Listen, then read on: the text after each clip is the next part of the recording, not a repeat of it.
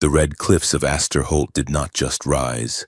They loomed, jagged and bleeding iron oxide into the thin atmosphere. Above the mining colony, the sky was a bruised purple, streaked with the ghostly green of alien auroras that danced regardless of the sun's position. Higher still, beyond the wisps of atmosphere, a broken ring of planetary debris glinted like a necklace of shattered diamonds, a permanent reminder of the celestial violence that had birthed this frontier world. The city itself was a scar carved into the rock face. Neon signs in human script and alien glyphs flickered erratically, casting long, jittery shadows over the prefab hab blocks and the massive ventilation fans that churned the dust-laden air. It was a place of hard labor, cheap synthesis gin, and the desperate hope of striking a vein of pure ore that would buy a ticket off-world.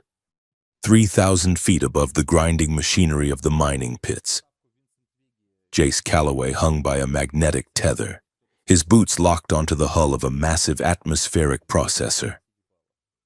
The wind up here was a physical weight, screaming against his helmet, trying to peel him off the metal skin of the station. "You realize," Milo's voice crackled in Jace's ear, loud and distorted by static, "that if you fall from there, you will have enough time to regret every poor life choice you have made before you turn into a red paste. It is a long way down, buddy." Jace tightened a bolt on the swaying intake valve with his hydro wrench, gritting his teeth against the vertigo that tried to spin the world. "Thanks for the physics lesson, Milo. I was just thinking the view was too relaxing." "Relaxing?" Milo snorted. "You are gripping that wrench like it owes you money. Your biomonitor says your heart rate is 140. You seeing ghosts again?" Jace paused, squeezing his eyes shut for a second. The wind sounded too much like the shriek of incoming dropships. The flash of the welding torch below looked too much like plasma fire. The border war had been over for 3 years, but his nervous system had never received the memo. "Just the wind," Jace said, forcing his voice to be steady. "And your ugly voice in my ear. Both are equally terrifying. Ha, you love me. I am the only one who saves you the good nutrient paste." Jace turned back to the panel. He just needed to bypass the coupling, flush the intake, and he could go back inside where the air was still and the ground did not sway. He reached for the secondary fuse. The metal beneath his gloves groaned. It was not the sound of wind. It was a subsonic vibration, deep and resonant, coming from the very root of the mountain below. The heavy industrial lights lining the processor array flickered and died, plunging him into the auroral twilight. "Milo?" Jace asked. "Did we just lose the grid?" "I do not know." Milo's voice was stripped of humor now. "Readings are going crazy. It is not a power failure. It is a surge. Jace, unhook. Get off the main conduit." Before Jace could reach for his maglock release, the hull beneath him bucked, a wave of electrostatic energy, visible as a crawling blue spiderweb of lightning, erupted from the intake valve. It slammed into Jace, overriding the magnetic seals on his boots. He was thrown backward into the void. For a terrifying second, he was weightless, tumbling through the purple sky, the jagged teeth of the mining pits rushing up to meet him. His safety line snapped taut with a bone-jarring jolt, swinging him hard into the side of the processor. He gasped, swinging wildly, staring down at the abyss. Below him, the massive excavation machines had stopped their grinding. They were humming, a low, harmonious chant that felt less like mechanics and more like something waking up. "Jace!" Milo shouted. "Talk to me. You alive?" Jace pulled himself up the tether, hand over hand, his breath sawing in his throat. He looked down one last time. The lights in the colony were exploding in sequence, popping like fireworks, but deep in the pit, in the darkest borehole, a pulse of faint violet light throbbed once, then vanished. I am here, Jace whispered, his heart hammering against his ribs like a trapped bird. But I do not think that was a power surge. The mountain just shivered. The diplomatic shuttle descended through the chaotic atmosphere with the grace of a falling leaf. It was a teardrop of silver and pearl, completely at odds with the rust and grime of Aster Holt. Inside the hushed cabin, Kara sat perfectly still. She adjusted the heavy ceremonial cloak over her shoulders, ensuring it draped correctly over the hardened blast armor she wore beneath. To the humans, she was a junior diplomat, a decorative envoy sent to finalize a trade agreement on hyperlane rights. To her clan, she was a custodian of the bloodline, carrying the weight of 1,000 years of history. She looked out the viewport at the colony. It was ugly, messy, and haphazard. Humans built like they were fighting the planet, hacking and scarring the land. Her people, the Vale, sang their structures out of the rock, working with the grain of the stone. And yet, there was a raw, frantic vitality to it that fascinated her. "We are clearing the debris field, Lady Kara," the pilot announced. "Landing at Sector 4. Local security warns of civil unrest near the perimeter." "Noted," Kara said. Her voice was melodic but cool.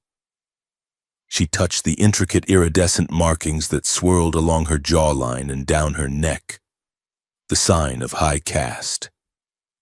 She closed her eyes for a moment, centering herself. The political situation back on the homeworld was fragile.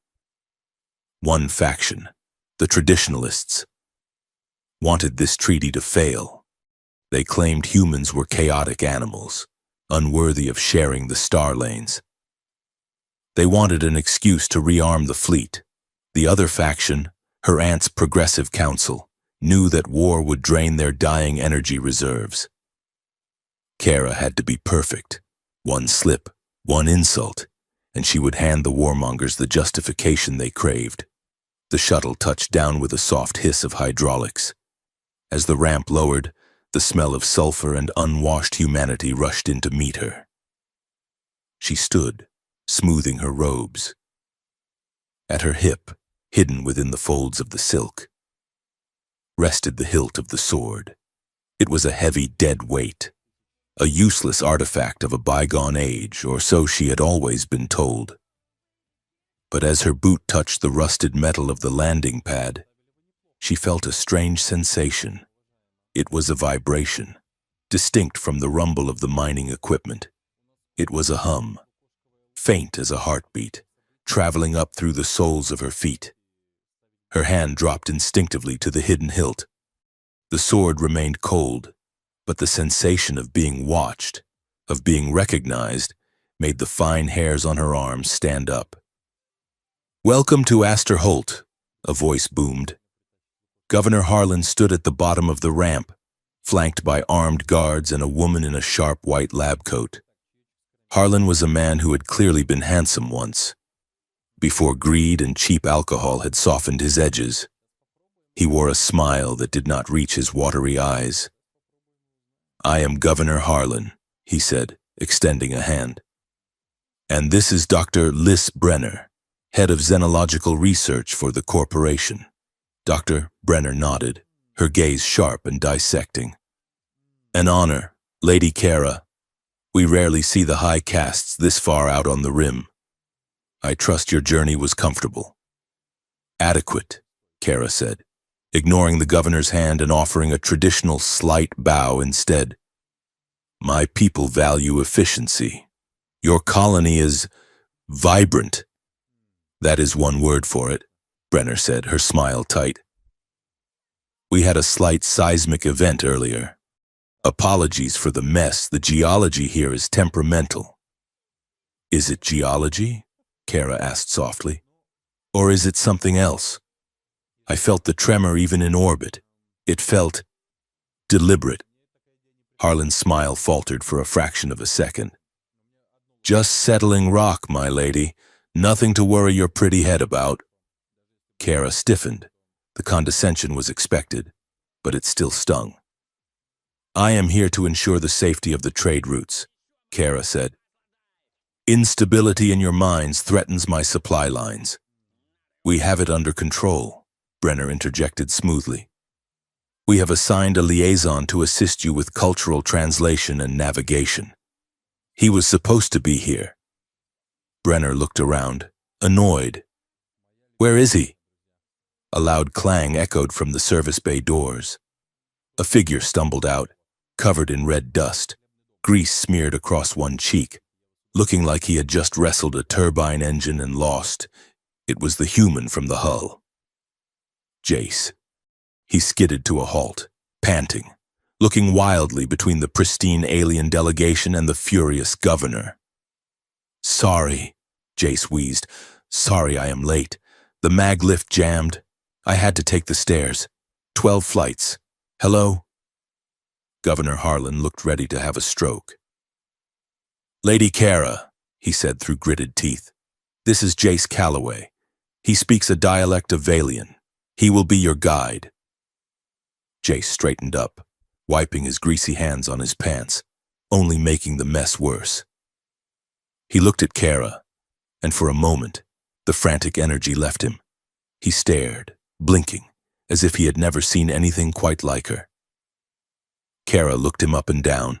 He was disheveled, unpolished, and radiated a nervous energy that was almost painful to watch. And yet, beneath the grime, his eyes were alert, intelligent, and oddly kind. Greetings, Jace said in Valian. His accent was atrocious, heavy and clunky like rocks grinding together. I am Jace. I fix things. Usually. Kara tilted her head. You fix things, she repeated in universal. Do you also fix time? You are quite late. Jace flinched. Right. Yes. Sorry. I was just shooting the breeze with a coworker when the power went out. Kara's luminous eyes widened in horror. You were shooting the breeze. She looked at the governor. Is this a custom? To execute the wind with weaponry? Jace's eyes went wide. What? No. No. It is an idiom. A saying. It means talking. Wasting time. No shooting happened. I promise. I am very anti-shooting. Behind Jace, the comms unit on his belt crackled, and Milo's voice leaked out, loud enough for everyone to hear. Did you tell the space princess you almost peed your pants on the hull? Tell her that part. Jace scrambled to mute the device, his face turning a brilliant shade of crimson. Technical difficulty, he squeaked. Kara stared at him. Then, a small, genuine smile tugged at the corner of her mouth. He was ridiculous, but he was honest. In a room full of politicians hiding daggers behind their smiles, this messy human was the only thing that felt real. Lead on, Jace Calloway, she said. Try not to murder any weather patterns on the way. The security checkpoint was a bottleneck of tension. While Kara's entourage was processed, Jace stood awkwardly to the side, trying to look professional despite the grease stain on his cheek. He watched Kara. She moved with a liquid grace that made everyone else look clumsy. But his eyes kept being drawn to her hip. Beneath the shimmering fabric of her cloak, there was a shape he recognized. A weapon. As she passed through the scanner, the machine chirped a warning. Weapon detected, the automated voice droned. Doctor, Brenner stepped forward instantly. We have a no-weapons policy in the diplomatic sector. Lady Kara. Kara did not flinch. She pulled the cloak back slightly, revealing the hilt. It was made of a dark, unidentifiable metal, wrapped in petrified leather. There was no laser emitter, no power cell housing. It looked like a piece of junk from a museum. It is ceremonial, Kara said lightly. A family heirloom. It has no power source. It is merely a symbol of my house. May I inspect it? Brenner reached out. I would not, Kara said, her voice sharpening. It is considered bad luck to touch it. There is a superstition that it bites. Jace stepped forward, clearing his throat. Standard protocol allows for cultural religious artifacts. Dr. Brenner. Article Section 4. If it is inert, she can keep it. Brenner glared at Jace, her eyes cold. You know the regulations well for a grease monkey. Calloway. I read a lot, Jace said, shrugging. Helps me sleep. Brenner waved her hand dismissively. Fine. Let them through. As they walked away, Kara fell into step beside Jace. Thank you, she said softly. You lied for me. I cited the rulebook, Jace corrected. I did not lie. Is it really just a symbol? It is a burden, Kara said, her tone shifting. She touched the hilt. My family has carried it for 100 generations. Everyone is oddly afraid of it, considering it is essentially a very heavy paperweight. Well, Jace said, I am terrified of my grandmother's china set, so I understand the feeling.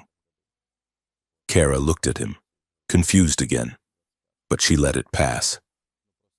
The reception was held in the observation spire, a glass-walled room overlooking the city.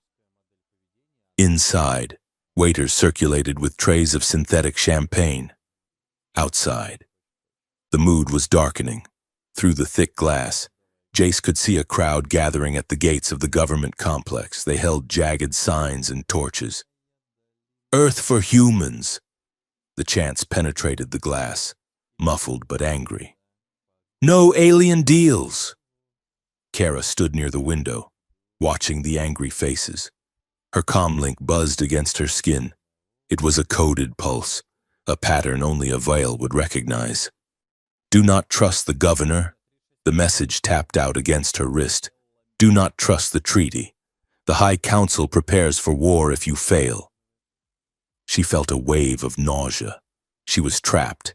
If she signed, the humans might exploit her people. If she left, her people would destroy the humans. She slipped away from the main crowd, finding a quiet corner near a decorative fountain. She activated her personal hollow emitter, shielding it with her body. A small, flickering image of an older Veil woman appeared in her palm. Her aunt, Counselor Taris. Kara, the hologram whispered. We have intercepted transmissions from the human mining network. The energy surge today matches the frequency of the progenitor tech. It is down there. You must locate and secure any anomalous energy sources beneath the mines before the humans do. If Brenner finds it first, she will weaponize it. I am a diplomat, not a spy, Kara whispered back. You are a daughter of the line, Taris hissed. The sword is with you. If the source is real, the sword will guide you. Go. Now. The hologram vanished. Kara took a shaky breath. She turned to leave, aiming for the service exit she had noted on the schematics. Going somewhere? She froze. Jace was leaning against a pillar, holding a plate of canapes. I was just... Kara hesitated. Curious about the infrastructure. The ventilation seems inefficient. I wish to inspect it. Jace raised an eyebrow. You want to inspect the vents in a $3,000 silk dress? I am very dedicated to engineering, she said, lifting her chin. Jace sighed. He set the plate down. Look, Lady Kara, I am your minder. If you disappear, Harlan will fire me. And by fire, I mean he will have security throw me out of an airlock. If you are going somewhere, I have to go with you. Kara studied him. He looked tired. Beneath the humor, she saw the tension in his shoulders, the way he constantly scanned the room for exits. He was a soldier, even if he pretended not to be. It is dangerous, she said. I work in a mine that explodes on Tuesdays, Jace said. Lead the way. The maintenance elevator rattled as it descended, leaving the polished luxury of the spire far behind. They went down past the habitation levels, past the processing plants, deep into the bedrock of the planet. The air grew colder. The lights here were yellow sodium bulbs, buzzing like angry wasps. The subsonic hum in the rock was louder here. Jace checked his scanner. Readings are still glitching from the surge. Magnetic interference is off the charts. Kara walked behind him, her hand resting on the sword hilt. The deeper they went, the warmer the metal became against her palm. It wasn't heat, it was resonance. It was like holding the hand of someone who was waking up from a long sleep. "You are tense," Jace noted, glancing back at her. The shadows of the tunnel stretched long and strange around them. "I do not like the dark," Kara admitted. It was a half-truth. She did not like what the dark hid. "We are almost at the sector where the surge originated," Jace said. "It is an old exploratory tunnel. Miners call it the ghost shaft. Bad air, weird noises. My people have legends about places like this," Kara said, her voice echoing softly. "We believe the universe has a memory. That great power does not vanish, it just waits." Jace chuckled nervously. "That is comforting. I prefer my power to be strictly measured in kilowatts and shut off on weekends." "My ancestor," Kara continued, the words spilling out as if the pressure of the depth was squeezing them from her, "was a warrior queen. Legend says she bound the energy of a living star into this blade to end a war that had burned for 1,000 years. But the night she died, the blade went dark. It has been 5,000 years, and it has never lit again." Jace stopped. He shone his flashlight on the sword at her hip. It looked dull, gray, and lifeless. "Maybe it just needs new batteries," he joked, but his voice was thin. "Maybe," Kara said. She looked at him, her large eyes reflecting the beam of his light. "Or maybe there has been no one worth waking up for." The elevator dinged, the sound shockingly loud in the silence. The doors slid open. They were not looking at a mine shaft. They were looking at a cavern so vast the flashlight beam died before it hit the ceiling. The walls were not rough rock, but smooth, black obsidian, carved with geometric patterns that glowed with a faint, dying phosphorescence. The mining equipment sat in the center of the room, looking small and intrusive, sparks showering from a busted control panel. "Okay," Jace breathed. "That is not standard geology." Kara stepped out. The hum was deafening to her now. It vibrated in her teeth, in her blood. The sword at her hip was vibrating so hard she thought it might shatter the sheath. "It is here," she whispered. She reached down and unclipped the sheath, with a metallic hiss that sounded like a sigh. She drew the blade. Jace watched, mesmerized. He expected it to glow. He expected a lightsaber. But the blade was a disappointed gray. It looked like a slab of slate, dull, opaque, dead. Kara held it up, turning it in the dim light. Her face fell. A profound sadness washed over her features. "Nothing," she whispered. A bitter laugh escaped her. 5,000 years of prophecy, and I am just a girl holding a piece of scrap metal in a dark hole." "It is a nice piece of scrap metal," Jace offered gently. He stepped closer. Detailed, balanced. Suddenly, the floor beneath them lurched. A secondary tremor hit the cavern. Dust rained down from the darkness above. A piece of the mining rig broke loose, swinging wildly on a cable. "Look out!" Jace shouted. He lunged forward as the ground buckled. Kara stumbled, losing her footing on the slick obsidian. Jace grabbed her arm to steady her, pulling her away from the falling debris.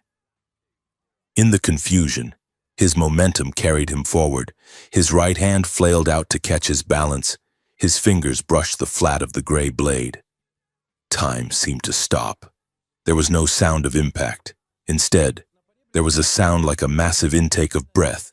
The gray stone of the blade shattered, not physically but visually. It cracked open, revealing a core of blinding, roaring white light. Kara gasped, nearly dropping it, but the energy did not burn, it magnetized. The light surged from the hilt to the tip, erupting in a pillar of pure radiance that banished the shadows of the cavern instantly.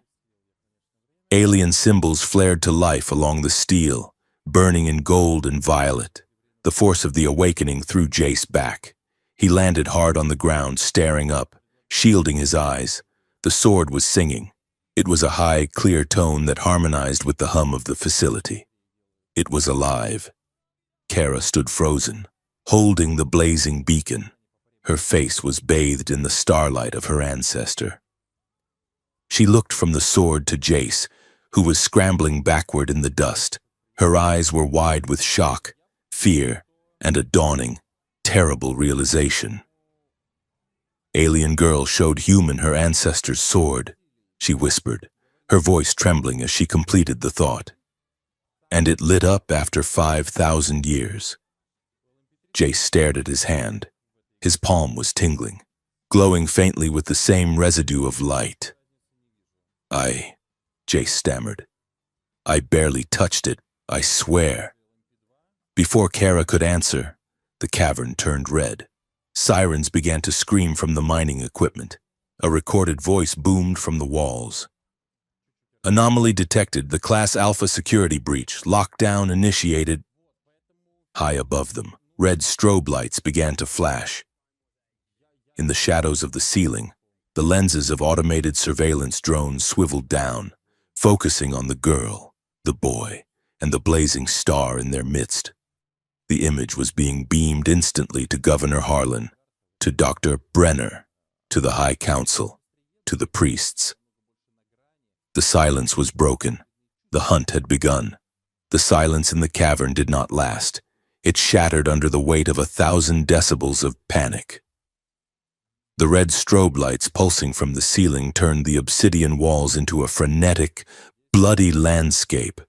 The hum of the sword in Kara's hand was drowned out by the mechanical screech of blast doors slamming shut somewhere high above in the ventilation shafts. "Drop it!" a voice roared from the shadows. Jace scrambled backward, his boots sliding in the dust, eyes stinging from the sudden glare of floodlights cutting through the gloom. A squad of corporate security troopers in heavy riot gear descended from the upper gantries on rappel lines. Their weapons leveled at Jace's chest. Simultaneously, a phalanx of Valian guards, moving with fluid, terrifying speed, encircled Kara. They did not aim at her. They aimed outward, forming a living wall of iridescent armor between her and the humans. "Secure the asset," someone shouted over the comms. "Do not touch her," a Valian guard bellowed back, his voice amplified by his helmet. Kara stood in the eye of the storm. The sword in her hand was still glowing, though the blinding white brilliance had faded to a steady, rhythmic pulse that matched the beating of Jace's heart across the room. She looked at him, one desperate, confused glance, before her own guards ushered her forcefully toward the elevator. "Wait!" Jace yelled. Instinctively reaching out, a trooper slammed the butt of a rifle into Jace's stomach. The air left his lungs in a wheezing gasp, and he folded over, dropping to his knees. Zip ties bit into his wrists a second later, cinched tight enough to cut circulation. "Jace Calloway," a trooper droned, reading from a holographic display on his wrist. "You are being detained for violating Class Alpha containment protocols and inciting diplomatic instability." Jace spat red dust from his mouth, watching the elevator doors slide shut. The last thing he saw was the faint, dying glow of the sword reflecting off the steel doors, and Kara's eyes, wide and terrified, staring back at him. The interrogation room in the diplomatic wing was sterile, white, and smelled faintly of ozone. Kara sat on a floating chair that was designed for human physiology and was deeply uncomfortable for her taller, leaner frame. Captain Vrak paced in front of her. He was a veteran of the border wars, his skin marked with the jagged scars of plasma burns, his face a mask of rigid discipline. He looked at the sword, which now lay on the table between them, dormant and gray once more. "Report," Vrak barked, "precisely as it happened, and do not insult my intelligence. Lady Kara." "We were inspecting the lower levels," Kara said, her voice steady despite the tremor in her hands. "There was a tremor. I drew the blade for stability. It reacted." Vrak stopped pacing. He leaned down, his face inches from hers. His eyes were slit-pupilled and yellow, burning with a mix of reverence and horror. "It reacted to the human. The security footage shows him touching the blade. It shows the ignition point beginning at his contact, not yours." "It was a kinetic transfer," Kara lied. She forced herself to meet his gaze. "The tremor threw him against me. My focus wavered. The blade responded to my sudden adrenaline. Nothing more." Vrak slammed his fist onto the table. The metal rang. "Do you know what the Council will say if they believe a human, a mud-crawling, short-lived, resource-stripping human, woke the Starbinder? It would destroy the doctrine of purity. It would topple your aunt's government." Kara went cold. She knew the doctrine. It was the foundation of their society's superiority complex, the belief that the vile were the only species capable of channeling true cosmic energy. "The human is a mechanic," Vrak spat. "He is nothing. You will sign a statement declaring that the sword responded solely to your biosignature. We will claim the camera angle was deceptive." "And if I refuse?" Kara asked softly. "Then you are not the diplomat I thought you were," Vrak said, his voice dropping to a dangerous whisper. "And that human will disappear before he can tell anyone otherwise. For the good of the line." 3 levels down, in a room that smelled of stale coffee and fear, Jace was having a very different conversation. Dr. Liz Brenner did not shout. She sat on the edge of the table, swinging one leg casually, looking at Jace like he was a fascinating bacteria in a petri dish. "Your heart rate spiked to 180 beats per minute," Brenner said, scrolling through a tablet. "And yet, your cortisol levels, the stress hormone, actually dropped the moment you touched the artifact. That is unusual, Jace. Most people panic when ancient alien weapons explode in their faces. You calm down." Jace shifted in the metal chair. His wrists were raw from the cuffs. "I have weird reactions. Ask my therapist. Oh wait, the company health plan does not cover one." Brenner smiled, but it was shark-like. "Funny. I like funny. It hides so much. Let us talk about your service record, Sergeant Calloway." Jace stiffened. "I am a maintenance tech. My service record is sealed." "Nothing is sealed when you work for the corporation," Brenner said. She tapped the screen, projecting a hologram of a redacted file. "Dishonorable discharge. Incident at Sector 9. You were a combat engineer. You specialized in explosive ordnance disposal. And then, there was a village. Collateral damage." Jace looked away, his jaw tightening until his teeth ached. The hum of the ventilation fan seemed to turn into the sound of screaming. "I followed orders," Jace whispered. "The intel was wrong." "Exactly," Brenner said soothingly. "You followed orders. You are a good soldier. You know when to keep your mouth shut." She leaned forward. "Tell me what you felt when you touched that sword. Did it speak to you? Did you feel a download? A schematic? A code?" "It felt like static," Jace said, lying through his teeth. "Like sticking a fork in a socket. It hurt, that is all." Brenner studied him for a long, uncomfortable minute. "I do not believe you, but I can wait. We are going to keep you under observation. Jace." For your own health, of course. If you experience any symptoms, and you come to me directly. She stood up and smoothed her lab coat. You can go, but do not leave the city, and stay away from the alien delegation. If you go near Lady Kara again, I will unseal this file and broadcast your accident at Sector 9 to every news feed in the system. You will not just be unemployed, you will be a pariah. Jace found Milo in the break room of Sector 4 maintenance. The room was a grime-coated box filled with vending machines that only dispensed lukewarm nutrient sludge. Milo was pacing, chewing on a plastic stir stick. When Jace walked in, Milo practically tackled him. You are alive, Milo shouted, checking Jace for holes. I heard they took you to the black box. I was about to start a riot. Okay, a very small riot. Maybe just me throwing a wrench. I am fine, Jace said, sinking onto a bench. He rubbed his face with trembling hands. They just asked questions. Milo sat down opposite him, lowering his voice. Jace, the footage leaked, just for a second before they scrubbed it. But people saw. You looked like a glow stick commercial. The whole colony is talking about it. Great, Jace groaned. Just what I wanted, of fame. They are saying you are the chosen one, Milo snickered, though his eyes remained anxious. Or that you are alien royalty's chosen boy toy. The betting pool is currently 60-40 in favor of boy toy. I touched a piece of metal. Milo, that is it. You touched the magic space sword of the High Princess, Milo corrected. And it turned into a disco ball. That is not nothing. Listen, Jace. Milo leaned in, his expression serious. You have a target on your back the size of a landing pad. Security is doubling patrols. The aliens are locking down their sector. Whatever happened down there, it scared the big dogs. Jace looked at his hand.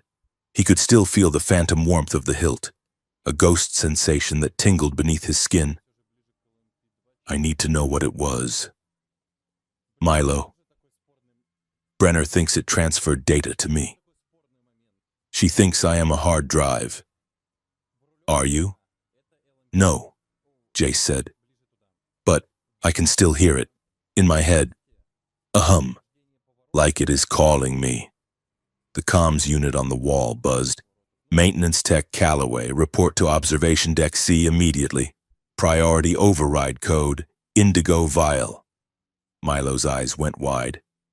Indigo Vial, that is diplomatic clearance. That is her. Jace stood up. I have to go. Jace, do not be an idiot, Milo hissed. It is a trap. Probably, Jace said, adjusting his collar. But if I do not go, she might come looking for me, and I really do not want her to see where I sleep. Observation Deck C was a private viewing platform usually reserved for visiting corporate executives. It was dimly lit, offering a panoramic view of the mining city below. The neon lights of the colony stretched out like a chaotic circuit board, contrasted against the majestic, silent swirl of the auroras above. Kara stood by the viewport, her silhouette framed by the starlight. She had changed out of her ceremonial robes into a simpler, close-fitting flight suit, though the sword was still strapped to her back. When the door hissed open, she turned. The iridescent markings on her skin seemed to shimmer in the low light. You came, she said. I did not have much choice, Jace replied, staying near the door. Your override code sounded expensive. I needed to speak with you and where we could not be monitored. She tapped a small device on the railing. Signal jammer. We are invisible to sensors for 5 minutes. Jace walked forward slowly. Your Captain Vrak looks like he wants to eat my liver. Is this wise? No, Kara said bluntly. It is reckless. She stepped closer. invading his personal space with a deliberate intensity that made Jace's breath hitch. She was taller than him by an inch, and her eyes were large pools of bioluminescent violet. "You touched the blade," she said, her voice low. "It awakened for you. That has never happened for my people, not once in 5,000 years." "I heard," Jace said, trying to keep his voice light. "Maybe it was a glitch. Static electricity. I wear wool socks." "Do not mock it," Kara snapped, her eyes flashing. She reached out, grabbing his hand, the one that had touched the sword. Her skin was cool and smooth, but her grip was iron strong. She brought his hand up, examining his palm as if looking for a hidden switch. "The prophecy speaks of a bridge soul," she whispered, half to herself. "A being who can span the divide between the stars and the ground. One who can unite the clans or destroy them. We always assumed this figure would be Valian, high caste, pure blood." She looked up at him, searching his face. Jace felt exposed, stripped raw by her gaze. He felt the pull again, that magnetic, terrifying attraction that had nothing to do with politics and everything to do with the way the starlight caught the curve of her throat. "I am not a bridge soul," Jace said, pulling his hand back gently. "I am a mechanic, Kara. I fix air filters, I drink cheap coffee, and I really do not want to get shot." "You are afraid," Kara observed. "Yes, I am afraid," Jace laughed, a sharp, bitter sound. "Do you know what happens to people like me when we get mixed up in things like this? We get erased. I barely survived one war. I am not looking to start another." "And you think I am?" Kara asked. Her mask of diplomatic poise cracked, revealing a deep, aching vulnerability. "Do you think I wanted this?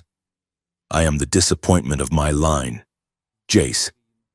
They call me the soft spear. I prefer words to weapons. My aunt sent me here because she thought I could not cause trouble on a mining rock. And now..." She gestured to the sword on her back. "Now the most powerful weapon in our history has chosen a human ex-soldier. It is the ultimate joke. If I take you back to my people, they might kill you to hide the shame. If I leave you here, the corporation will dissect you." Jace looked at her. He saw the fear mirroring his own. She wasn't an imperious alien princess. She was a terrified young woman holding a grenade with the pin pulled out. "So we are both screwed," Jace said softly. "Profoundly," Kara agreed. A silence stretched between them, heavy and charged. It was not the hostile silence of the interrogation rooms. It was intimate. Jace looked at the tool belt still hanging at his waist. He nervously unclipped a hydro spanner, turning it over in his hands just to have something to do. It slipped from his sweaty fingers and clattered to the deck. They both reached for it at the same time. Their fingers brushed against the cold metal. Zap. It wasn't a static shock. It was a resonance, a harmonic vibration that traveled up Jace's arm and slammed into his chest. Kara gasped, jerking back as if burned, but her eyes did not leave his. "You felt that," she whispered. "Yeah," Jace breathed, his heart hammering against his ribs. "I felt that." It was physical, undeniable awareness. The sword was not just a weapon, it was a conduit, and it had tied them together. While Jace and Kara stood in the starlight, a darker meeting was taking place in the shielded bunker beneath the governor's mansion. Governor Harlan sat at the head of a mahogany table, swirling a glass of amber liquid. Dr. Brenner stood by a wall of monitors, replaying the footage of the sword's ignition on a loop. In the corner, obscured by the shadows, stood a figure in heavy, ornate robes of deep crimson. The hood concealed the face, but the voice that emerged was dry as dust and cold as the void. This was High Priest Zalor of the Order of the Radiant Line. "The footage is..." Problematic, Zaylor rasped. The impure one touched the sacred vessel. It responded, "This heresy cannot be allowed to spread." "We can spin it," Harlan said, waving his glass. "Equipment malfunction. Optical illusion. Swamp gas." "The people saw it," Brenner corrected. "But people are stupid. We tell them it was a dangerous energy discharge, a weapon malfunction. We paint the girl as incompetent and the boy as a victim of radiation poisoning." "And the artifact?" Zaylor asked. "I want it," Brenner said, her eyes hungry as she watched the screen. "That energy output was off the charts. It is zero-point energy, stabilized in a portable form. If we can reverse engineer it, we own the energy market for the next millennium." "The order requires the artifact returned," Zaylor said. "And the human silenced." "We can help each other," Harlan interjected. "We initiate a joint research protocol. Brenner takes the sword for study. You take the girl back to your council to be disciplined. And the boy—" Harlan shrugged. "Mining accidents happen every day. He falls down a shaft, tragically." Zaylor stepped forward, a gloved hand resting on the table. "Agreed. But the sword must not awaken again until it is in our custody. If the human touches it again, if the bond solidifies, the consequences will be catastrophic." "Don't worry," Brenner smiled. "I have already put a tracker on Calloway. He is not going anywhere." Kara paced the small confines of her quarters. The encrypted datapad on her desk blinked with 2 messages. The first was from her aunt. "Bring the sword and the bridge human to the homeworld immediately. We must understand this phenomenon. Protect him." The second was from the High General of the Traditionalist faction. "The human is a corruption. Neutralize the variable. Return the sword to the purity of the line. Do not fail us again." She rubbed her temples. 2 orders. One to save him, one to kill him. And she was stuck in the middle, with a sword that hummed a low, longing note every time her thoughts drifted to the way Jace looked when he smiled crookedly. She closed her eyes, and the image of Jace appeared in her mind. His messy hair, the grease on his cheek, the kindness in his eyes. The sword, resting on its stand across the room, flared with a soft, pink light. "Stop it!" she hissed at the weapon. "You are not helping." She grabbed her cloak. She could not stay here. The walls were closing in. She needed to understand what had happened in that cavern. She needed to go back to the source. The underlevels were officially sealed. But Jace knew 3 different ways to bypass the magnetic locks. He had spent 5 years crawling through the guts of this city. He knew its anatomy better than he knew himself. He was kneeling by the spot where the sword had ignited, scanning the rock with a modified multi-tool, when he heard the soft scuff of a boot behind him. He didn't flinch. "You are loud for a ninja," he said. Kara stepped out of the shadows. "And you are trespassing in a restricted zone." "I work here," Jace said, standing up. "Technically, I am doing unpaid overtime." "What are you looking for?" Kara asked, moving closer. The cavern was dark, lit only by Jace's hand lamp. "Answers," Jace said. "I want to know if I am radioactive. I want to know why I can still feel your sword even though it is 3 miles away." "You can feel it?" Kara asked, her breath catching. "It is like a tinnitus in my soul," Jace said, turning to face her. "Why did you come back, Kara? To finish the job? Your Captain Vrak looked ready to space me." "I came because I am confused," Kara cried out, the echo bouncing off the obsidian walls. "I have orders to arrest you, orders to kill you, and orders to save you. And I do not know which ones to follow because my own ancestor's weapon seems to prefer you over me." "So I am a problem," Jace said, stepping closer, anger flaring to mask his fear. "That is all I am to you. A variable, a political mess?" "You are more than that," Kara argued, stepping into his space. You are the only person on this rock who hasn't lied to me. You are the only one who made the sword sing. Do you think that is easy for me? To see my heritage reject me for a human? I didn't ask for it, Jace shouted back. I was just trying to keep you from falling. Then why does it still pull? Kara demanded. Her voice dropped to a whisper, trembling with emotion. Why does it glow when I look at you? She was close now. Too close. Jace could smell the scent of her. Ozone and exotic spices. He could see the gold flecks in her violet eyes. You tell me, Jace rasped. You are the one with the ancient manual. There is no manual for this, Kara whispered. She looked at his lips. Jace looked at hers. The anger in the air evaporated, replaced by a terrifying magnetic heat.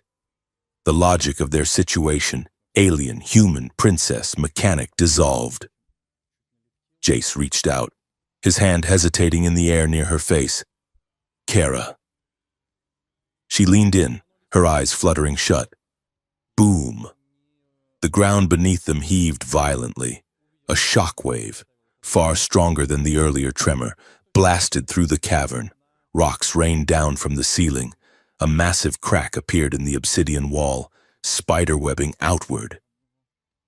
Jace grabbed Kara, pulling her back as a slab of rock the size of a shuttle crashed down exactly where they had been standing.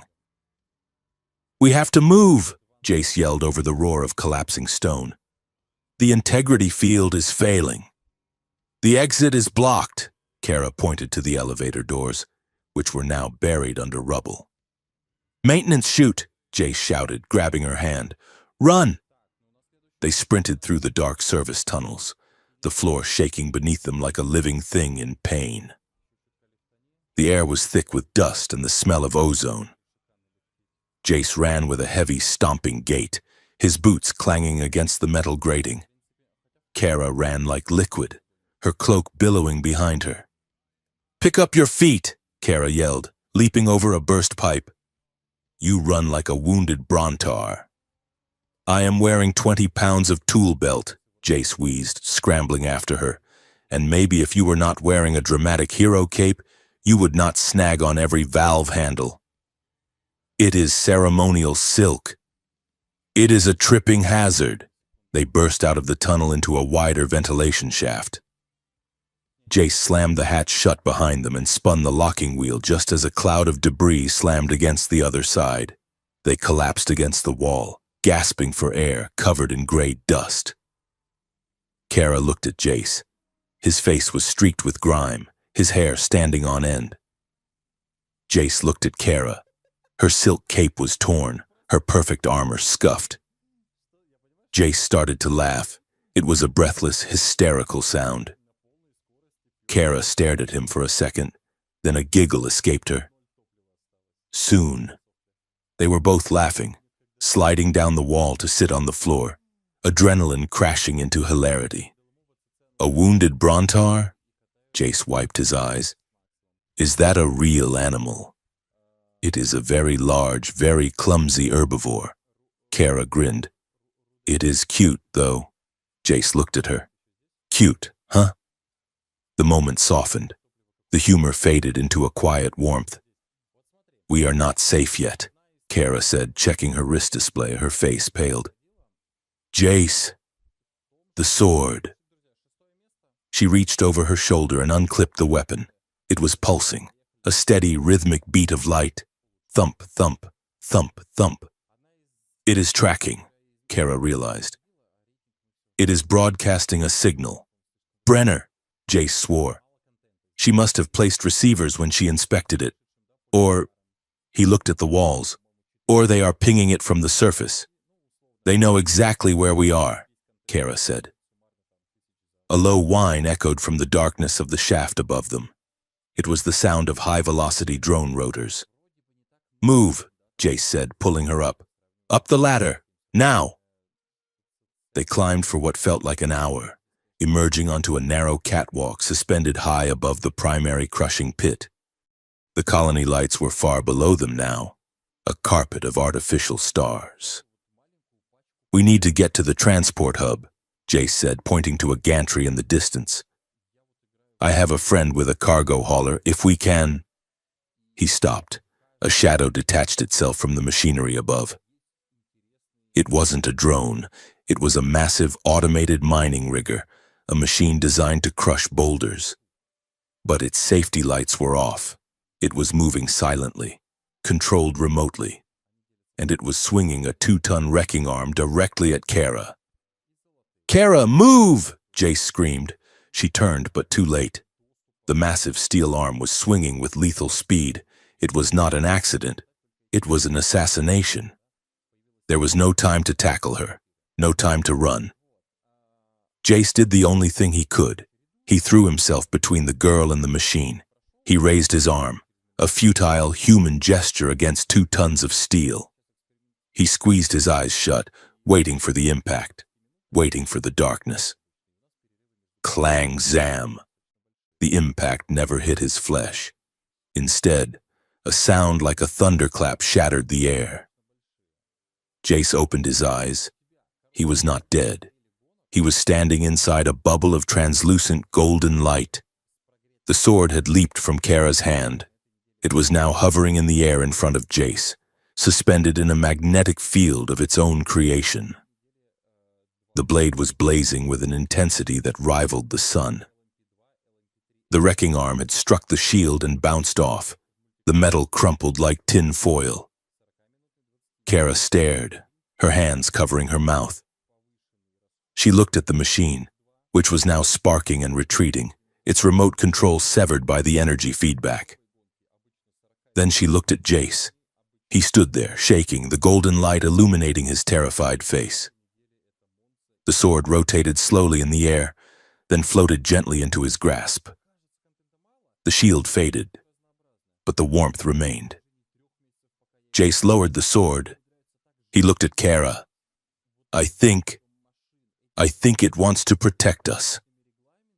Kara did not look at the sword. She walked across the catwalk, ignoring the dizzying drop, ignoring the sparks raining down from the damaged rig. She walked right up to Jace. She reached out and touched his face, her thumb tracing the line of his jaw. Her hand was trembling violently. "You could have died," she whispered, her voice fierce and broken. "You stupid, foolish human, and you jumped in front of a rigger." "I didn't think," Jace admitted, his voice hoarse. I couldn't let it hit you." Kara looked into his eyes, and in that moment, the politics, the treaties, and the ancient prophecies fell away.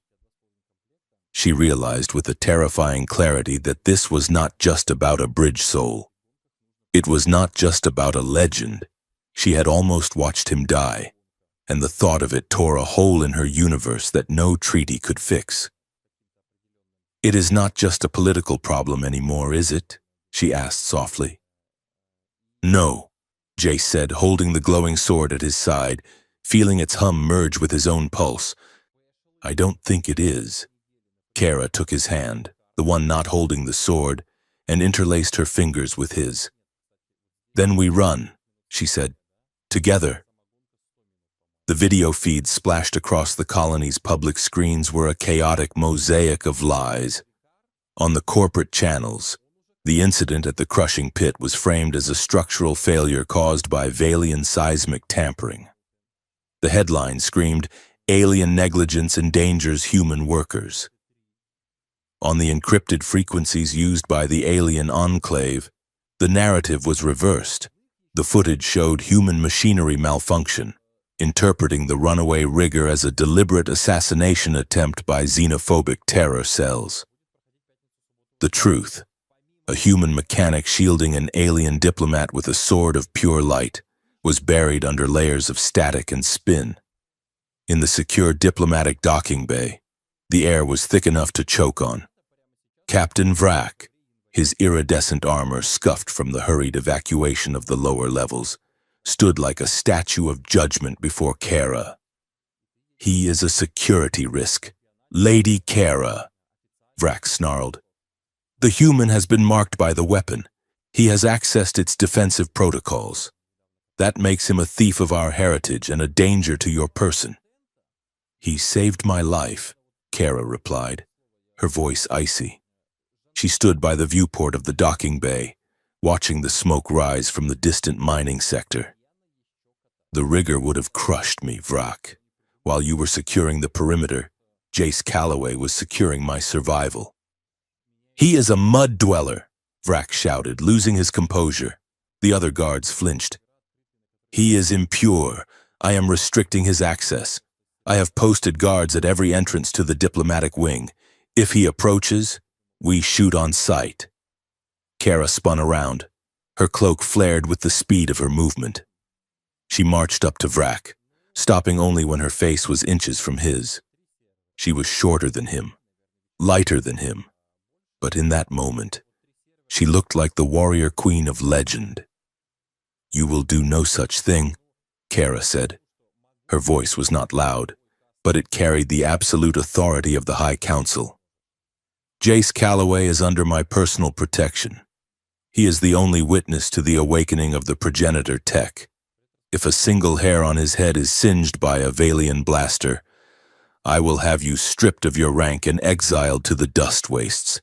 Do you understand me, Captain? Vrak stared at her, his yellow eyes wide with shock. He had known Kara as the soft diplomat, the one who preferred tea ceremonies to target practice. He had never seen this steel in her spine. As you command, Vrak rasped, bowing stiffly. But you are making a mistake. The bloodline is not meant to mix with dust.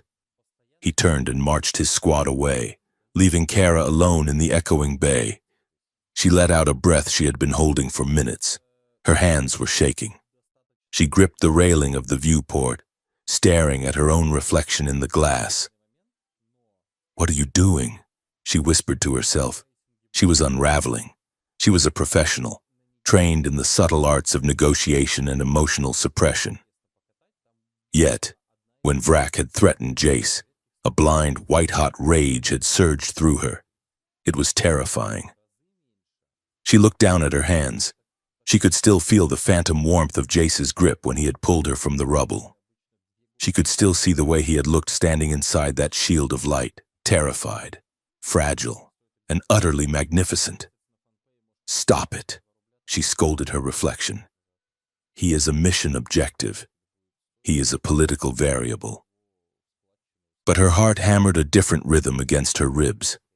It beat a traitorous, frantic code that had nothing to do with politics.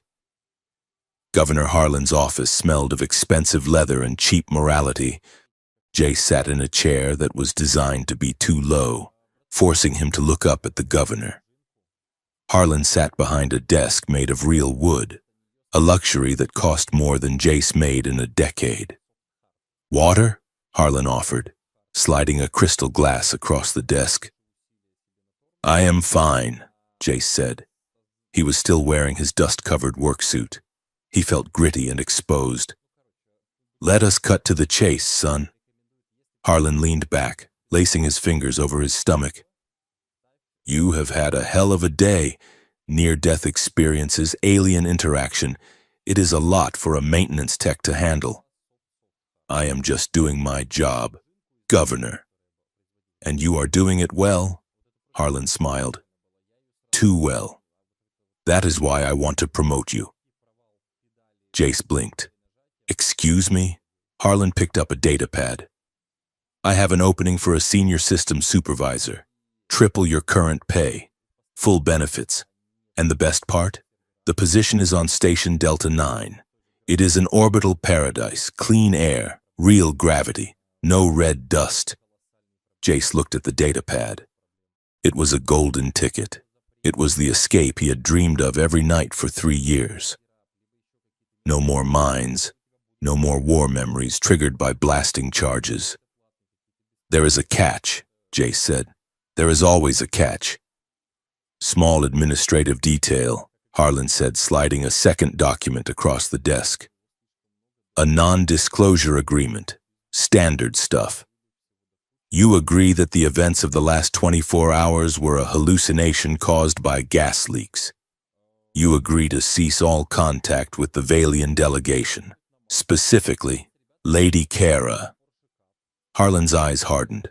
The smile stayed, but the warmth vanished. You relinquish your access rights, Harlan said softly. You hand over any recordings you might have. You get on a shuttle in 2 hours and you never look back. You live like a king, Jace. Or... Harlan didn't finish the sentence. He didn't have to.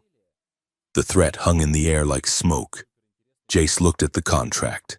He looked at the ticket to paradise. He thought about the way the sword had hummed in his hand. He thought about Kara's laugh in the ventilation shaft. I need to pack, Jace lied. I have things in my locker. 2 hours. Jace, Harlan said. Don't make me rescind the offer. I can be very budget conscious when I need to be. Jace walked out of the government complex and straight into a wall of noise. The city was on edge. Security drones buzzed overhead like angry hornets.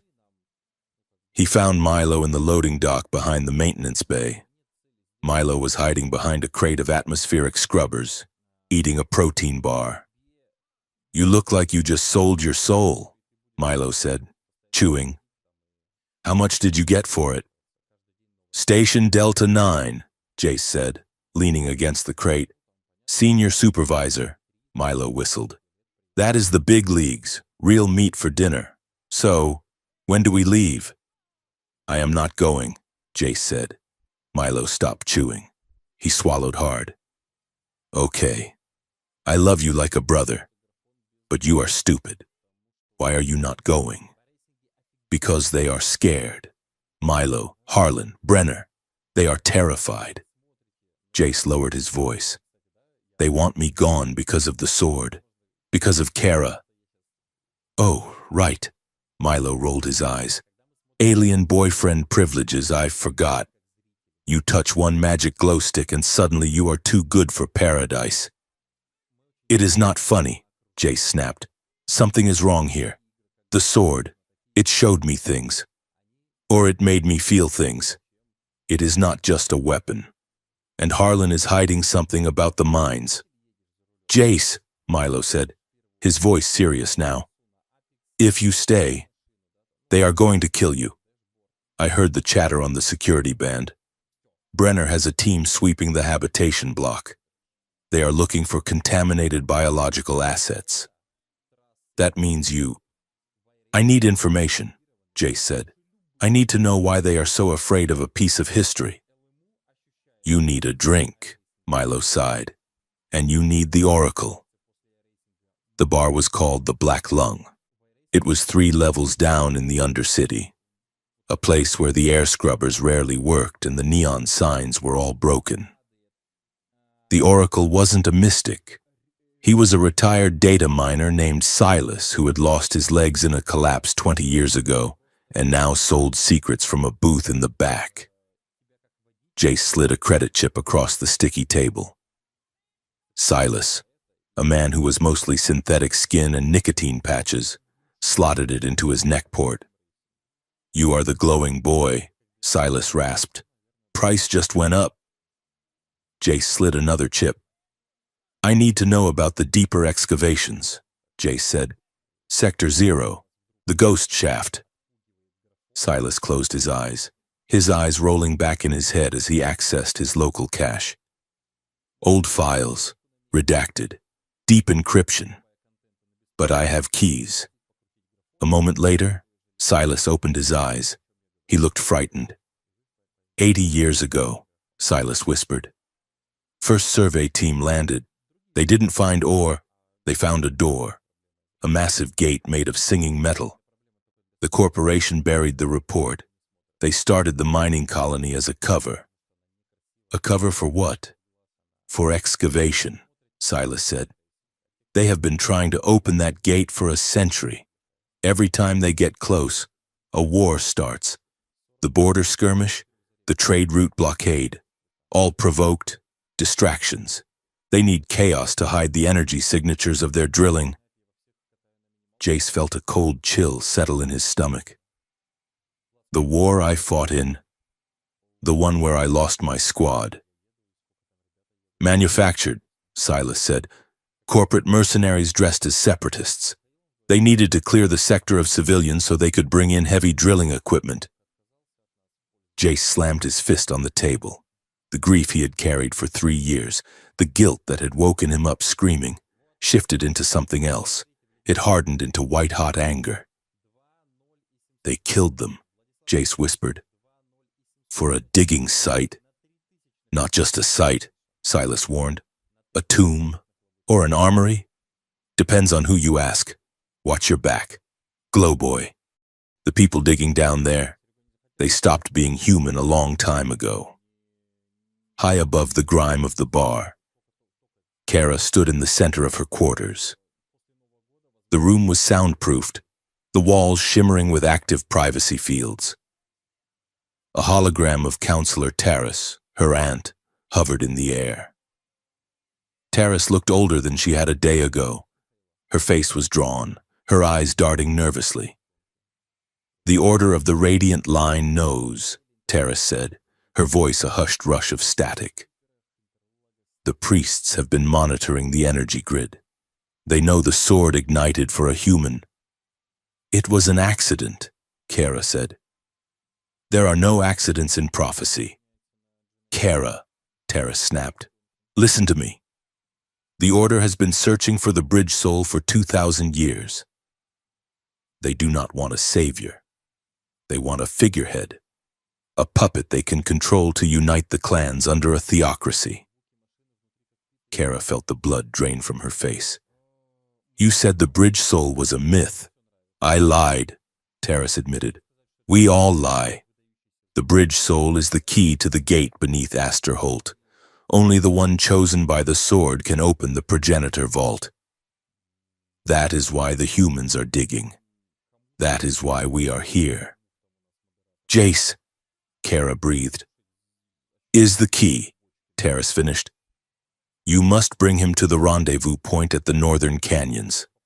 My ship will extract you both. And if he refuses? Taris paused. Her expression hardened into something ruthless. Then the Order will manage the asset. They will lobotomize him. Kara. They will turn him into a living battery to power the sword. Do not let that happen. Bring him to me, alive and willing.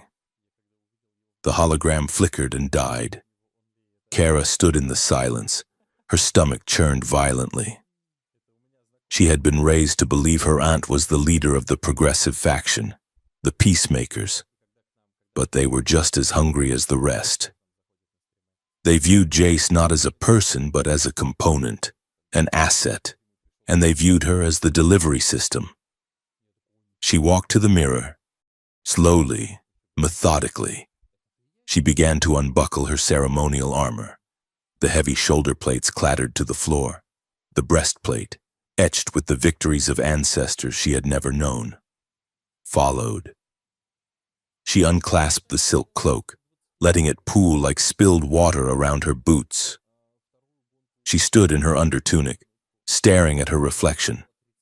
Her skin was marked with the tattoos of her lineage, iridescent swirls that told the story of 100 wars. Scars from training duels crossed her arms and back. She was a canvas of expectations.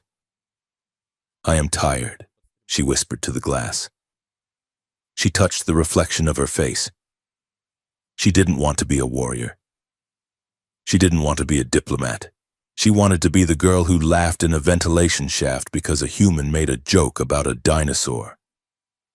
She wanted a future that wasn't written on her skin before she was born. A metallic clang from the ceiling vent made her jump. She spun around, grabbing a plasma pistol from her discarded belt. She aimed it at the ventilation grate just as it popped open. A pair of boots dangled down, followed by legs, and then a body crashing ungracefully onto the floor of her quarters. Oof! The intruder groaned. Gravity is heavier in this sector, I swear. Kara lowered the gun, her heart racing. Jace? Jace sat up, rubbing his lower back. He was covered in soot, grease, and something that looked suspiciously like algae. He looked up at her, blinking. "Hi," Jace said. "I would have knocked, but your guards seem very eager to shoot me. Nice room, very purple." Kara looked at him. Then she looked at the gun in her hand. Then she looked at his ridiculous, dirty face. The absurdity of it hit her like a wave. The tension of the last hour, the weight of the prophecy, the fear of her aunt, it all snapped. She started to laugh. It wasn't the polite titter of a diplomat. It was a real belly-deep laugh. She dropped the gun on the bed and covered her face with her hands. Jace grinned, dusting himself off. "I aim to please. Usually I stick the landing, but I slipped on some slime in Sector 4. He stood up, his smile fading as he took in her appearance. She was stripped of her armor, vulnerable, her markings glowing softly in the dim light. "You okay?" he asked gently. "No," Kara said, wiping a tear from her eye. "I am catastrophically not okay." She walked over to the window, looking out at the auroras. "My aunt wants to kidnap you, the governor wants to buy you, the priests want to lobotomize you, and I—" She trailed off. Jace walked up beside her. He didn't touch her, but his presence was a warm weight at her side. "And you?" Jace asked. "I just want to stop lying," Kara whispered. She turned to face him. The room was quiet, lit only by the shifting colors of the sky outside. "Jace," she said, "the war you fought in, the one that gave you the scars." "Yeah?" "It was a lie," Jace said, surprising her. "I know. I just found out. They staged it. They killed my friends for a mining permit." Kara's eyes widened. She saw the pain in his face, raw and bleeding. "I am so sorry," she said. "I spent 3 years thinking I was a monster," Jace said, his voice cracking. "Thinking I failed them. But I was just a pawn. I am tired of being used, Kara. I want a life that is mine. I do not want to be a soldier. I do not want to be a bridge soul. I just want to be—" "Human?" Kara supplied. "Free," Jace corrected. Kara nodded. She reached up and touched the collar of her tunic. "I was raised to be an ornament, the soft spear." Smile. Kara. Bow. Kara. "Sign the treaty so we can prepare for the next war. I hate it. When the sword lit up, when it chose you." She looked down at her hands. "I felt jealous, not of the power, but because it meant the system was wrong. It meant the bloodlines didn't matter. It meant maybe, just maybe, I didn't have to be what they made me." She looked up at him. "I had a selfish hope that if the rules were broken, I could break mine too." The air between them grew heavy, charged with the same static that surrounded the sword. Jace stepped closer. The distance between them was measured in millimeters now. "Rules are overrated," Jace murmured. He looked at her, really looked at her, not as an alien, not as a superior species, but as a woman who was just as lonely and trapped as he was. Kara reached out. Her hand, cool and slender, traced the jagged scar that ran down his forearm, a souvenir from the war. Her fingers were gentle, reverent. Jace shivered. The sensation was electric. It wasn't the shock of the sword this time, it was purely biological. It was the heat of another living thing. "Kara," he breathed. She looked up, her eyes searching his. "Jace." She leaned in. He met her halfway. The kiss was awkward at first. The angle was wrong, their heights different, the hesitation palpable. But then Jace's hand came up to cup her jaw, his thumb brushing the iridescent marking on her cheek. And the world narrowed down to the point of contact. Kara made a soft sound in her throat, a vibration that hummed against his lips. She pressed closer, her hands clutching the fabric of his dirty jumpsuit. It wasn't like kissing a human. There was a faint static charge, a taste like ozone and honey. It was shocking, foreign, and completely intoxicating. Jace deepened the kiss, his other arm going around her waist, pulling her flush against him. He felt the strength in her, the warrior's muscle beneath the soft skin. They broke apart, gasping, foreheads resting against each other. Jace's heart was hammering a frantic rhythm against her chest. "Wow," Jace whispered, his eyes still closed. Kara laughed, a breathless, shaky sound. "Is that standard protocol?" "No," Jace said, opening his eyes. "That was definitely against regulations." The desire was there, sharp and demanding. Jace's hands wanted to roam, to explore the strange, beautiful map of her skin. Kara wanted to pull him down onto the bed and lose herself in the solid, grounding heat of him. But they stopped. They pulled back just an inch, breathing hard. "I am supposed to be protecting you," Jace said, his voice rough. "I am supposed to be arresting you," Kara replied. "We are terrible at our jobs." Jace smiled crookedly. Kara traced his lip with her thumb. "Jace, I do not want the bridge soul. I do not want the weapon.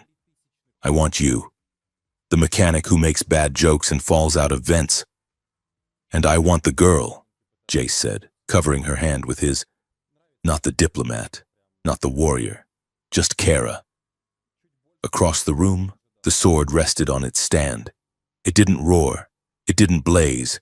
It pulsed with a soft, warm amber light, a steady, comforting rhythm. It was a purr of approval. Woo-oop. Woo-oop. The sound of the emergency klaxon shattered the moment. Red lights began to flash through the window.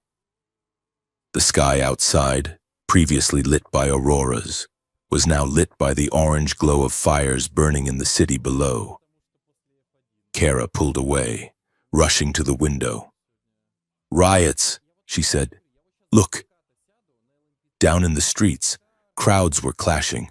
Plasma fire streaked through the dark. Banners were burning. "The propaganda," Jace said, joining her. "It worked. They have turned everyone against each other." Kara turned to him. The softness of the bedroom vanished. The armor, metaphorically, was back on. But this time, it was different. She wasn't fighting for her aunt or her clan. She was fighting for the man standing next to her. "We cannot stay here," Kara said. "My aunt is sending a ship, but it is a trap. Harlan is sending a shuttle, but it is an exile. We can't leave," Jace said. "If we leave, Brenner opens that vault. She wakes up whatever is down there, and she uses it to wipe out anyone who disagrees." "We have to go down," Kara said. "Deep, to the progenitor vault. If we can access the archives, we can prove the history is a lie. We can prove the sword isn't a weapon of conquest." "The understructure," Jace nodded. "I saw the maps in the files Silas gave me. There is an access point in the old waste processing sector. No guards. It smells terrible, so no one goes there." "Perfect," Kara said. She walked over and picked up the sword. She strapped it to her back, the weight of it familiar now. She grabbed her blaster and tossed it to Jace. He caught it, checking the charge. "You trust me with this?" Jace asked. "I trust you with my life," Kara said. "And my heart." Jace smiled. It was a grim smile, but it was real. "Okay, let's go save the world, or at least ruin Harlan's day." They moved to the door.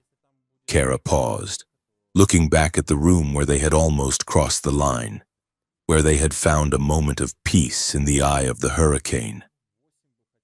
"We will finish that conversation later," she said. "Count on it," Jace promised. Together, they slipped out into the chaotic corridor, moving not as diplomat and guard, but as partners, heading down into the dark to light a fire that would burn the lies away. The descent into the belly of Aster Holt was a journey backward in time. Jace and Kara left the noise of the riots behind, slipping through a rusted maintenance hatch in the waste processing sector. The air here was thick and tasted of sulfur and century-old decay. The tunnels were narrow, lit only by the sputtering yellow beams of their shoulder lamps, revealing walls that transitioned from human-welded steel to the smooth, seamless obsidian of the ancient Valian structures. "Watch your head," Jace whispered, his voice echoing oddly in the cramped shaft. "The clearance gets low here. The miners call this the throat." "It smells like a grave," Kara noted, wrinkling her nose. She moved behind him, the sword strapped to her back, humming a low, anxious note that vibrated against her spine. "Technically, it is," Jace said. "Corporate abandoned this sector 50 years ago and said it was unstable. Now I know they just hit a door they couldn't open." The tunnel opened abruptly into a vast vertical shaft. Gravity here was distorted by the leaking energy of the ruins below. Dust motes floated in the air, suspended in a zero-gravity pocket. Far below, a crack in the planet's crust allowed the ghostly green light of the auroras to seep up, illuminating a drop that seemed to go on forever. "We have to jump," Jace said, checking the propellant levels on his boots.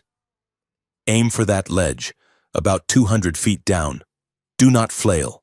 If you spin out, the gravity shear will slam you into the wall." "I have superior equilibrium, Jace," Kara said, though her hand tightened on his shoulder. "I do not flail." "Right, just hold on to me." They leaped. The sensation was not like falling. It was like drifting through deep water.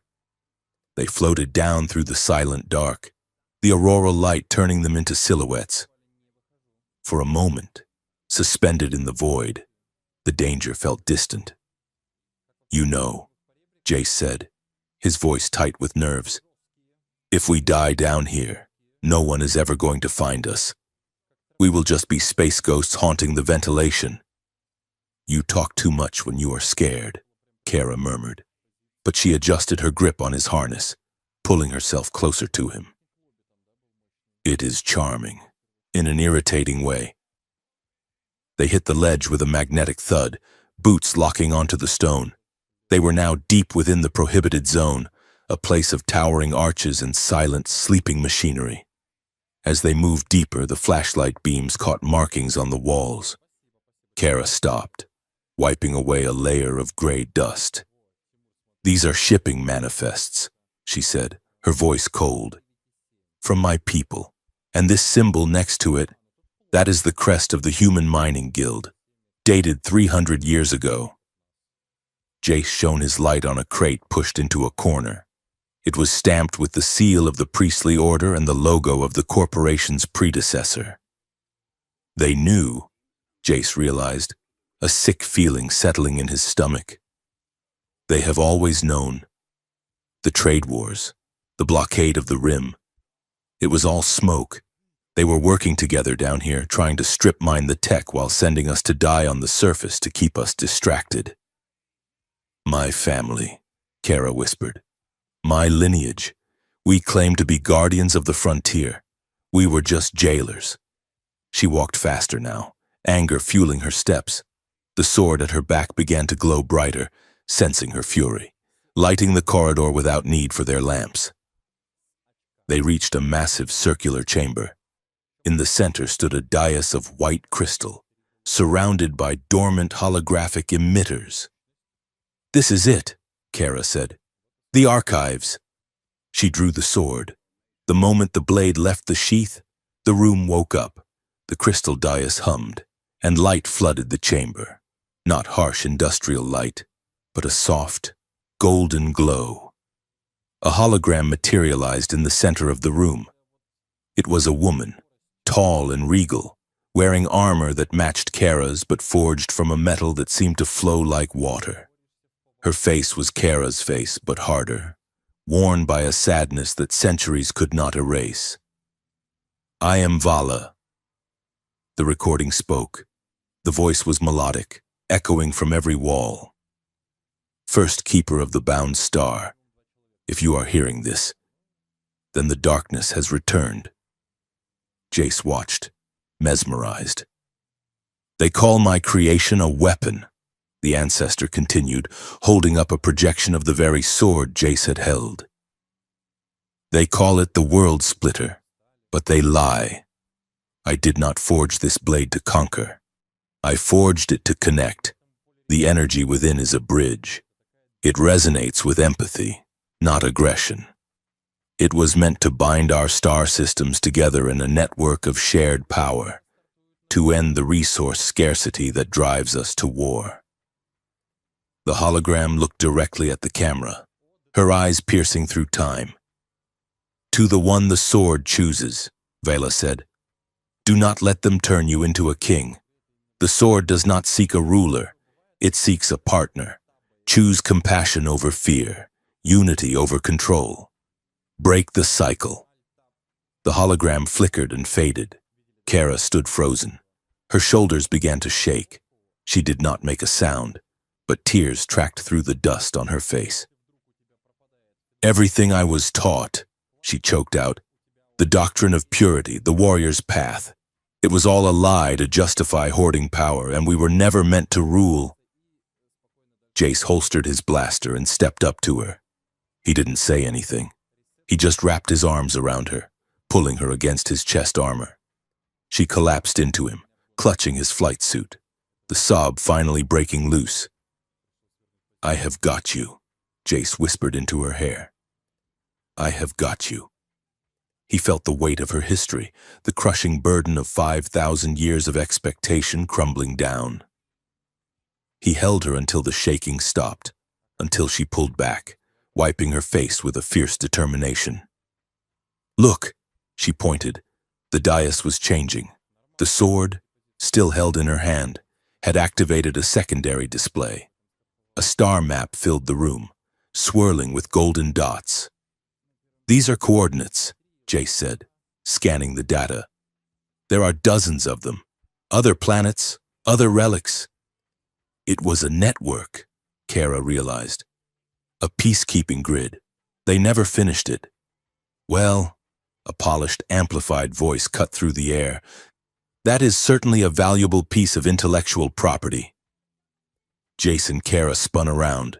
From the shadows of the upper balconies, figures descended on gravity lines. They were not standard security. They were mercenaries in high-end stealth gear, a mix of human heavy gunners and Valian blade dancers. Dr. Brenner walked out from behind a pillar, flanked by a silent, masked priest of the Radiant line. Thank you for unlocking the door. Brenner smiled. We have been banging on it for decades. Traitor, Kara spat, raising the sword. You conspire with those who would enslave your own people. The priest did not speak. He simply raised a hand, and the Valian mercenaries drew their energy blades. Kill the boy, Brenner ordered casually. Secure the asset.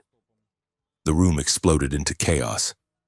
Move, Jace shouted, shoving Kara behind a pillar as plasma bolts scorched the air where they had been standing.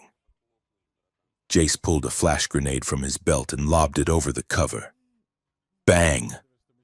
White light blinded the human gunners. Go right, Jace yelled. Kara moved like a blur. She didn't just fight, she danced. A Valian mercenary lunged at her with a vibro spear.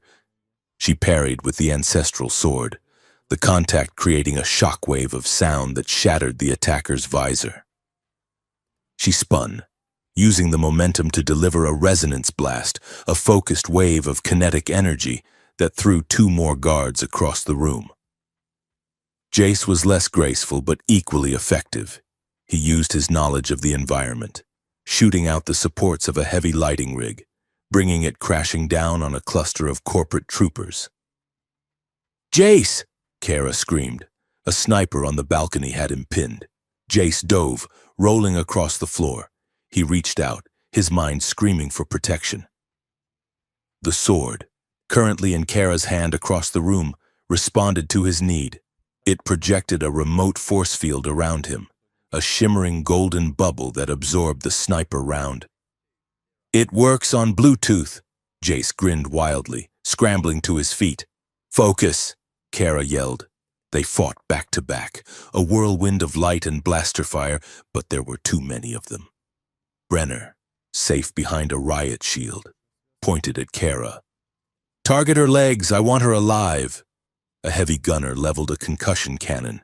Jace saw the barrel flare. He didn't think. He didn't calculate. He just moved. He threw himself across Kara's path. The blast hit him in the side. It wasn't a plasma bolt. It was a kinetic hammer.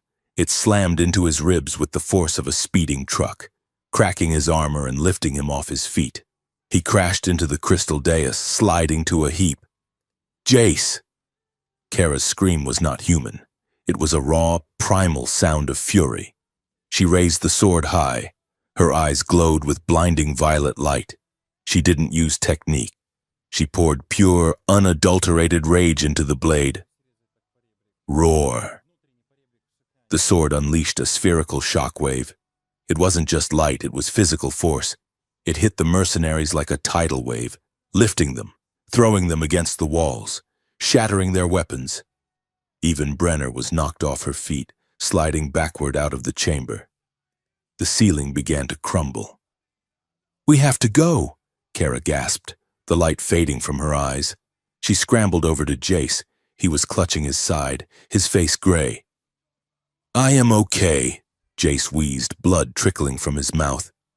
"Just winded." "Liar," Kara gritted out. She hauled him up, draping his arm over her shoulder.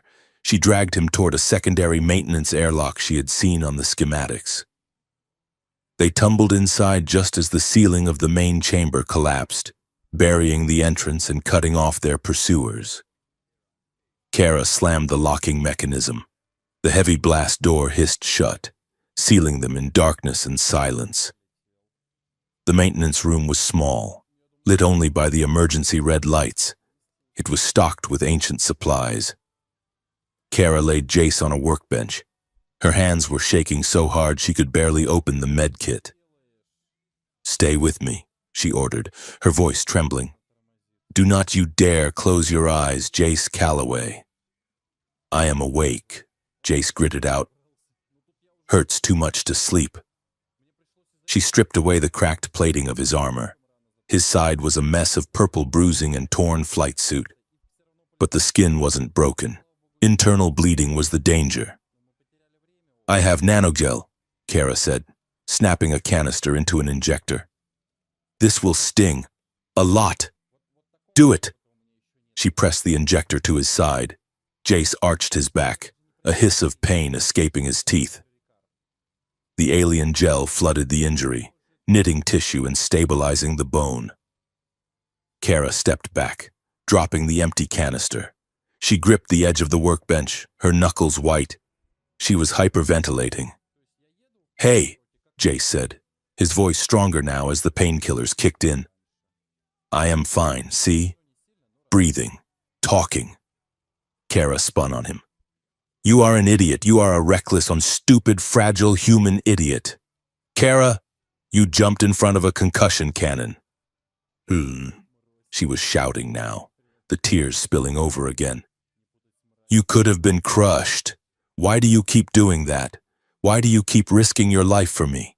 I am the one with the magic sword. I am the one with the armor." "Because you were not looking," Jace shouted back, sitting up despite the pain. "Because I would rather take the hit than watch you get hurt." "Why?" Kara demanded. "Because of duty. Because of the prophecy. Because I love you, you distinct lunatic." The silence that followed was louder than the explosion had been. Jace froze, realizing what he had said. Kara stared at him, her chest heaving, her eyes wide. Jace let out a shaky breath. He tried to retreat into humor, his default shield. "And, you are way too pretty to be my death. I was hoping for something more dignified, like old age or a poker game gone wrong." Kara didn't laugh. She crossed the small distance between them in 2 strides. "You love me," she whispered. It wasn't a question. "Yeah," Jace said softly, looking up at her. "I think I do." Which is really inconvenient, considering the circumstances. Kara looked at him, bruised, dirty, brave, and utterly open. The fear that had been gripping her heart turned into something else, something hot and desperate. "I was terrified," she confessed, her voice breaking. "When you went down, I thought my world had ended. I do not care about the prophecy. Jace, I do not care about the sword, but if I lose you, none of it matters." She reached out, her hands trembling as they touched his face. "I love you too, and it terrifies me." Jace reached up and covered her hands with his. "Then let us be terrified together." She leaned down and kissed him. This was not the tentative, curious kiss of the observation deck. This was hungry. It was a collision of need and relief. Kara kissed him like she was trying to breathe for both of them. Jace pulled her closer, ignoring the twinge in his ribs, his hands tangling in her hair. She climbed onto the workbench, straddling his legs, needing to be closer. The friction of the armor against his suit, the heat of her skin, the taste of salt and adrenaline. It was overwhelming. "Jace," she breathed against his neck, her hands finding the clasps of his flight suit. I need to feel you, all of you." "I am here," Jace murmured, his hands tracing the line of her spine beneath her tunic. "I am right here." They moved with a frantic urgency, stripping away the layers of duty and war. Armor clattered to the floor. Flight suits were pushed down. When skin finally touched skin, Jace shivered. She was cool to the touch, smooth as polished stone, but burning with an inner heat. She traced the scars on his chest with her lips, whispering promises in Valian that he didn't need to translate to understand. He mapped the iridescent markings on her back with his fingertips, worshipping the history written there. There was a reverence to it, a silent acknowledgement that outside this door, the universe wanted them dead. But in here, in this red-lit box, they were alive. They belonged to no one but each other. Their laughter was breathless, broken by gasps of pleasure and the shock of discovery. It was messy and desperate and beautiful. "You are," Jace gasped, his forehead pressed against hers. "Incredible. I know." Kara laughed, a low, throaty sound that vibrated in his chest. "Be quiet and kiss me." Later, minutes or hours, time had lost its meaning. They lay tangled together on the narrow workbench, covered by Kara's cloak. The room was quiet. The only light came from the sword, which Kara had propped against the wall. It was glowing with a steady amber light, pulsing like a slow heartbeat. Kara rested her head on Jace's chest, listening to his breathing. She traced small, invisible patterns on his arm. "If we survive this," she said softly, "what do you want?" "A workshop," Jace said without hesitation. "Somewhere quiet, maybe on a moon with rings. I want to build things that do not explode. Toys, kinetic sculptures, useless, beautiful things." "I like that," Kara smiled. "I want a garden. Asterholt has no flowers. My homeworld has forests that sing when the wind blows. I want to show you that." "A singing forest and a toy shop," Jace mused. "Sounds like a good retirement plan." "We have to survive first," Kara reminded him, her tone sobering. "Yeah." Jace sat up, wincing slightly. He looked at the sword. Then he looked at the computer terminal embedded in the wall of the maintenance room. "Kara," he said, "this terminal, it is hardwired into the facility's mainframe. It is old, but it is connected." Kara sat up, pulling the cloak around her. You want to hack the network? I want to upload the archives, Jace said. Everything we saw. The Ancestor's message. The shipping manifests proving the conspiracy. The star map. Everything. If we do that, Kara said, realizing the stakes, Brenner will know exactly where we are. It is a direct signal. They already know we are down here, Jace said. But if we send this, we strip them of their cover. We light a match in a room full of dry powder. Kara looked at him. She saw the resolve in his eyes. He wasn't running anymore. Do it, she said. She stood up and began to dress, fastening her tunic, strapping the armor back on. But she felt different now. Lighter. The armor was no longer a cage, it was just metal. Jace limped over to the terminal. He plugged a data spike into the port. I need a power source, he said. The generator is dead. Kara walked over. She placed the tip of the sword against the power coupling. Bridge, soul, she whispered. The sword flared. Energy flowed from the blade, blue and crackling into the terminal. The screen flickered to life. Jace's fingers flew across the keypad, bypassing firewalls, rerouting to the colony broadcast tower, piggybacking on the emergency frequency. Hurry, Kara said. She could hear the sound of drilling from the other side of the blast door. They were cutting through. Almost there, Jace muttered. And upload. He hit the final key. On the screen, a progress bar raced to 100%. Data burst sent. Almost instantly. The room turned red.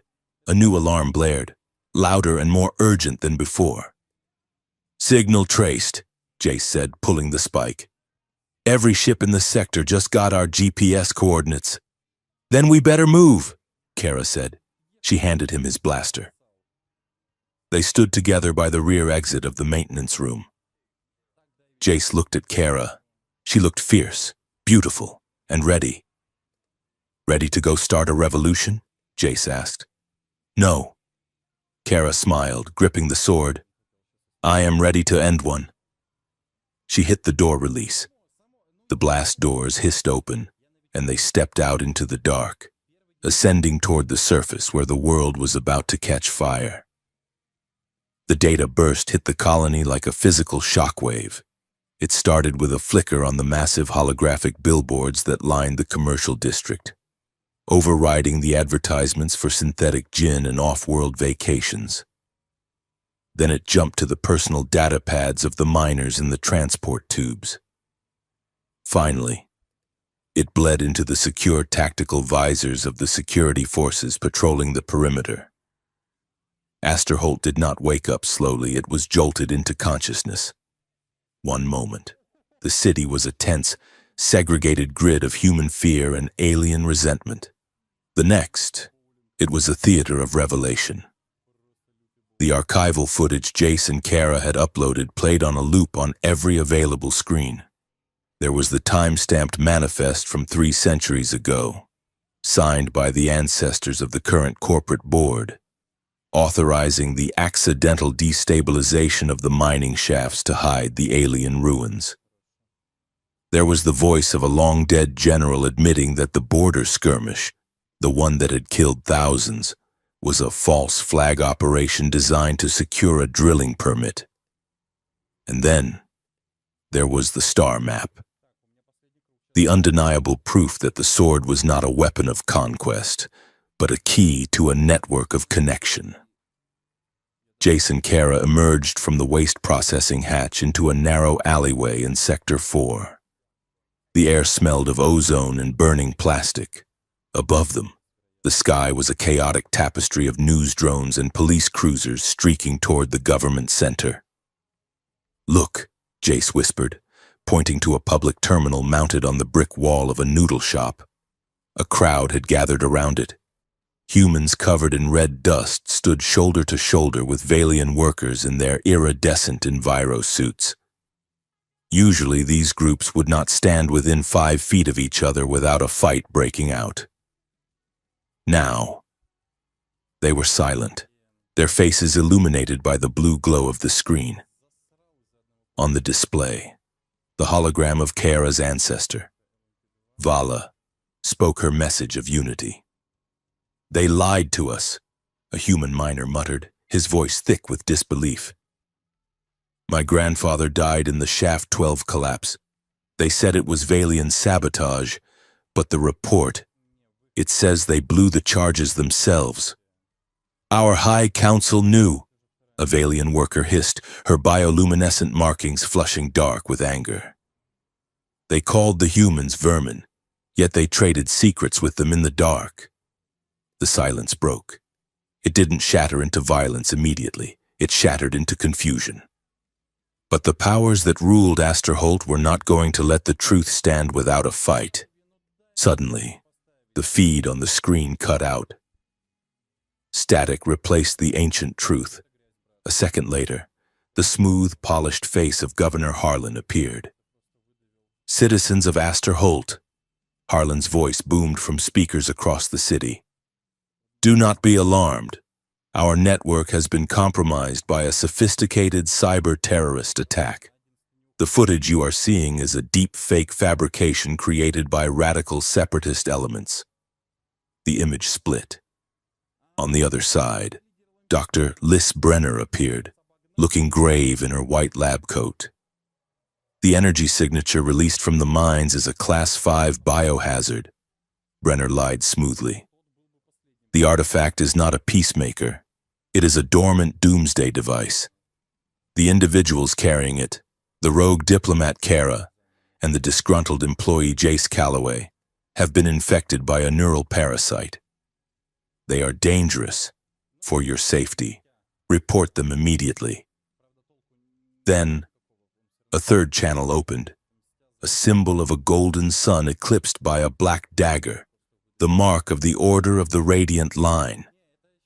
"Heresy," a masked voice intoned. "The daughter of the line has been corrupted by the human mongrel. She seeks to shatter the purity, seize the heretic, kill the human, redeem the sword." The alleyway erupted. The crowd that had been united in shock fractured. "They are infected," a woman shouted, backing away. "No, it is the truth," the miner yelled back. "Open your eyes." A bottle smashed against the wall. A siren wailed, close and getting closer. "We have to move," Kara said, pulling her hood up to hide her face. "We just kicked the hornet nest." "We kicked the whole tree," Jace corrected, checking the charge on his stolen blaster. "Come on, the maintenance tunnels." They ran. The city had become a labyrinth of paranoia. Every shadow held a potential informant. Every drone overhead was a hunting eye. They stuck to the steam tunnels and the narrow gaps between the hab blocks, moving toward the industrial district where the resistance was strongest. They were crossing a suspended walkway when a spotlight hit them. "Targets acquired!" a mechanical voice screeched. A corporate enforcement drone, bristling with stun cannons, hovered 20 feet away.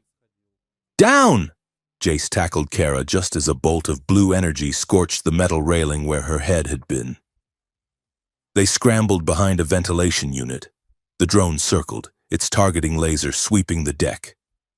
"I can disable it," Kara said, reaching for the sword. "One pulse." "No!" Jace grabbed her wrist. "If you light that thing up, every satellite in orbit will pinpoint us. We need a distraction." "How about a wrench?" A familiar voice called out. Clang!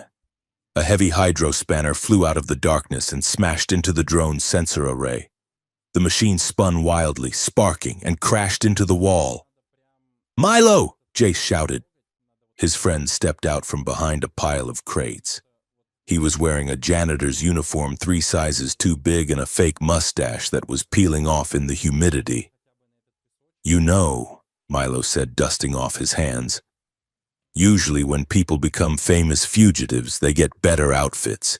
You two look like you rolled around in a garbage compactor." "Milo!" Jace scrambled up, grabbing his friend by the shoulders. "You are insane. They are looking for anyone associated with me." Yeah, well, Milo shrugged. I figured if I am going to get fired, I might as well go out with style. Plus, the betting pool on you surviving just hit 50-1. I have a lot of money riding on you not dying. Is that a fake mustache? Kara asked, staring at him. It is a tactical disguise, Your Highness, Milo said with dignity. Now, follow me. Unless you want to explain to the nice drone why you are spooning behind an air conditioner. Milo led them through a maze of service corridors that Jace didn't even know existed. He cracked jokes the entire way, complaining about the smell, critiquing the governor's tie on the broadcast, asking Kara if the sword had a party mode. But Jace noticed the tremor in Milo's hands. He was terrified, but he was there. Where are we going? Jace asked. Rooftop of Hab Block 4, Milo said. There are some people who want to meet you. People who saw the leak and didn't buy Harlan's story. The wind on the rooftop was cold and carried the scent of rain. It was a standoff. On one side stood a dozen human miners, rough-handed men and women holding pry bars and mining lasers. On the other side stood 8 Valian soldiers, lower caste infantry whose armor was scratched and worn. They were glaring at each other, weapons half raised. When Jace and Kara stepped out, the tension snapped tight. That is him, a Valian soldier spat. The thief! That is her, a human miner countered. The alien witch. Enough! Kara's voice cracked like a whip. She walked into the center of the roof, pushing her hood back. The wind caught her hair. She looked exhausted, bruised, and absolutely commanding. We are not here to fight you, Kara said. We are here because you are the only one smart enough to know when you are being played. Why should we trust you? The Valian soldier stepped forward. You are high caste. You have never known hunger. You have never known the dust. And he is corporate. The miner pointed at Jace. He is one of them. Jace stepped forward. He felt small. He felt like the mechanic he was, not a hero. But he remembered the archives. He remembered the truth. I am not corporate, Jace said. His voice shook slightly, then steadied. I was a soldier. Sector 9. You remember Sector 9? The miners murmured. Everyone remembered Sector 9. It was a massacre. I was there, Jace said. I followed orders. I set the charges because I was told there were terrorists in the village. I blew it up, and when the dust cleared, there were no terrorists, just families, just people. The rooftop went silent. I spent 3 years trying to forget that, Jace continued. I let Harlan and Brenner own me because I was too scared to face what I had done. I was a coward. I followed orders because it was easier than thinking. He looked at the Valian soldiers, then at the humans. I am done following orders, Jace said softly. The sword didn't choose me because I am special. It chose me because I was finally ready to stop being a weapon for someone else. Kara watched him, her heart swelling with a pride so fierce it hurt. She stepped up beside him. And I, Kara said, addressing her own people, was raised to believe that we were the chosen guardians, that humans were beneath us, but look at who is starving you. Is it the humans, or is it the priests who demand tithes while your children go hungry? She drew the sword, not fully, just enough to show the hilt. It hummed, a low, resonant sound that everyone could feel in their teeth. My ancestor, Vala, did not forge this for the High Council, Kara said. She forged it for the bridge builders, for the ones who connect. Words, the miner spat, though he lowered his laser slightly. Pretty words. But we are 2 different species. We don't mix. Kara didn't speak. She simply reached out and took Jace's hand. It was a small gesture, In the grand scheme of galactic politics, it was nothing. But on that rooftop, under the flickering neon of a city at war, it was a thunderclap. The alien diplomat, holding the hand of the human mechanic, her iridescent skin against his grease-stained knuckles. The Valian soldiers stared. To touch a human was taboo. To hold one's hand was a declaration of equality. "We are not two species tonight," Kara said, gripping Jace's hand tight. "We are the people who know the truth. And we are the only thing standing between this city and a slaughter." The miner looked at the soldier. The soldier looked at the miner. Slowly, weapons were lowered. "Okay," the miner grunted. "So what is the plan, boss?" The plan was madness. "They are holding a peace ceremony at the treaty hall in 2 hours. Milo explained, projecting a schematic onto the ventilation unit. "Harlan, Brenner, and the High Priest are going to be there. They are going to announce a joint martial law decree. They are using the ceremony as a trap," Jace said. "They know Kara has to show up. If she doesn't, they declare her a rogue agent and shoot her on sight. If she does, they arrest her and take the sword." "So we walk into the trap," Kara said. "Kara," Jace warned. "I have to go," she insisted. "I have to stand in front of the cameras, but if I hide, I validate their lies. I have to present the sword, but I won't give it to them." "You will be a target," Jace said. "That is why you are going to be in the ceiling." Kara smiled, though it didn't reach her eyes. "You and Milo are going to infiltrate the service catwalks. You need to disable the localized jamming field so we can broadcast the truth from the sword itself. It has a transmitter. Jace, Vala showed us. It can override every signal on the planet." "So, I act as the bait," Kara said, "and you act as the voice. It is suicide," the Valian soldier muttered. "It is a chance," Jace said. He looked at Kara. "We do it." The hour before the ceremony was a blur of movement. Kara was in a safe house near the plaza, dressing in her ceremonial regalia. The silk was torn, the armor scratched, but she put it on with a dignity she had never possessed before. Her datapad chimed, a priority override channel. A hologram of her aunt, Terrace, shimmered into existence. Terrace looked frantic. "Hey, Kara," Terrace pleaded, "please, I beg you, do not do this. The priest Zaylor, he has snipers, he has the elite guard. You cannot win." "I am not trying to win, Aunt," Kara said, fastening her cloak. "I am trying to stop you from losing your soul." "Hand over the sword," Terrace whispered, tears in her eyes. "Let the old ways restore order. We can negotiate later.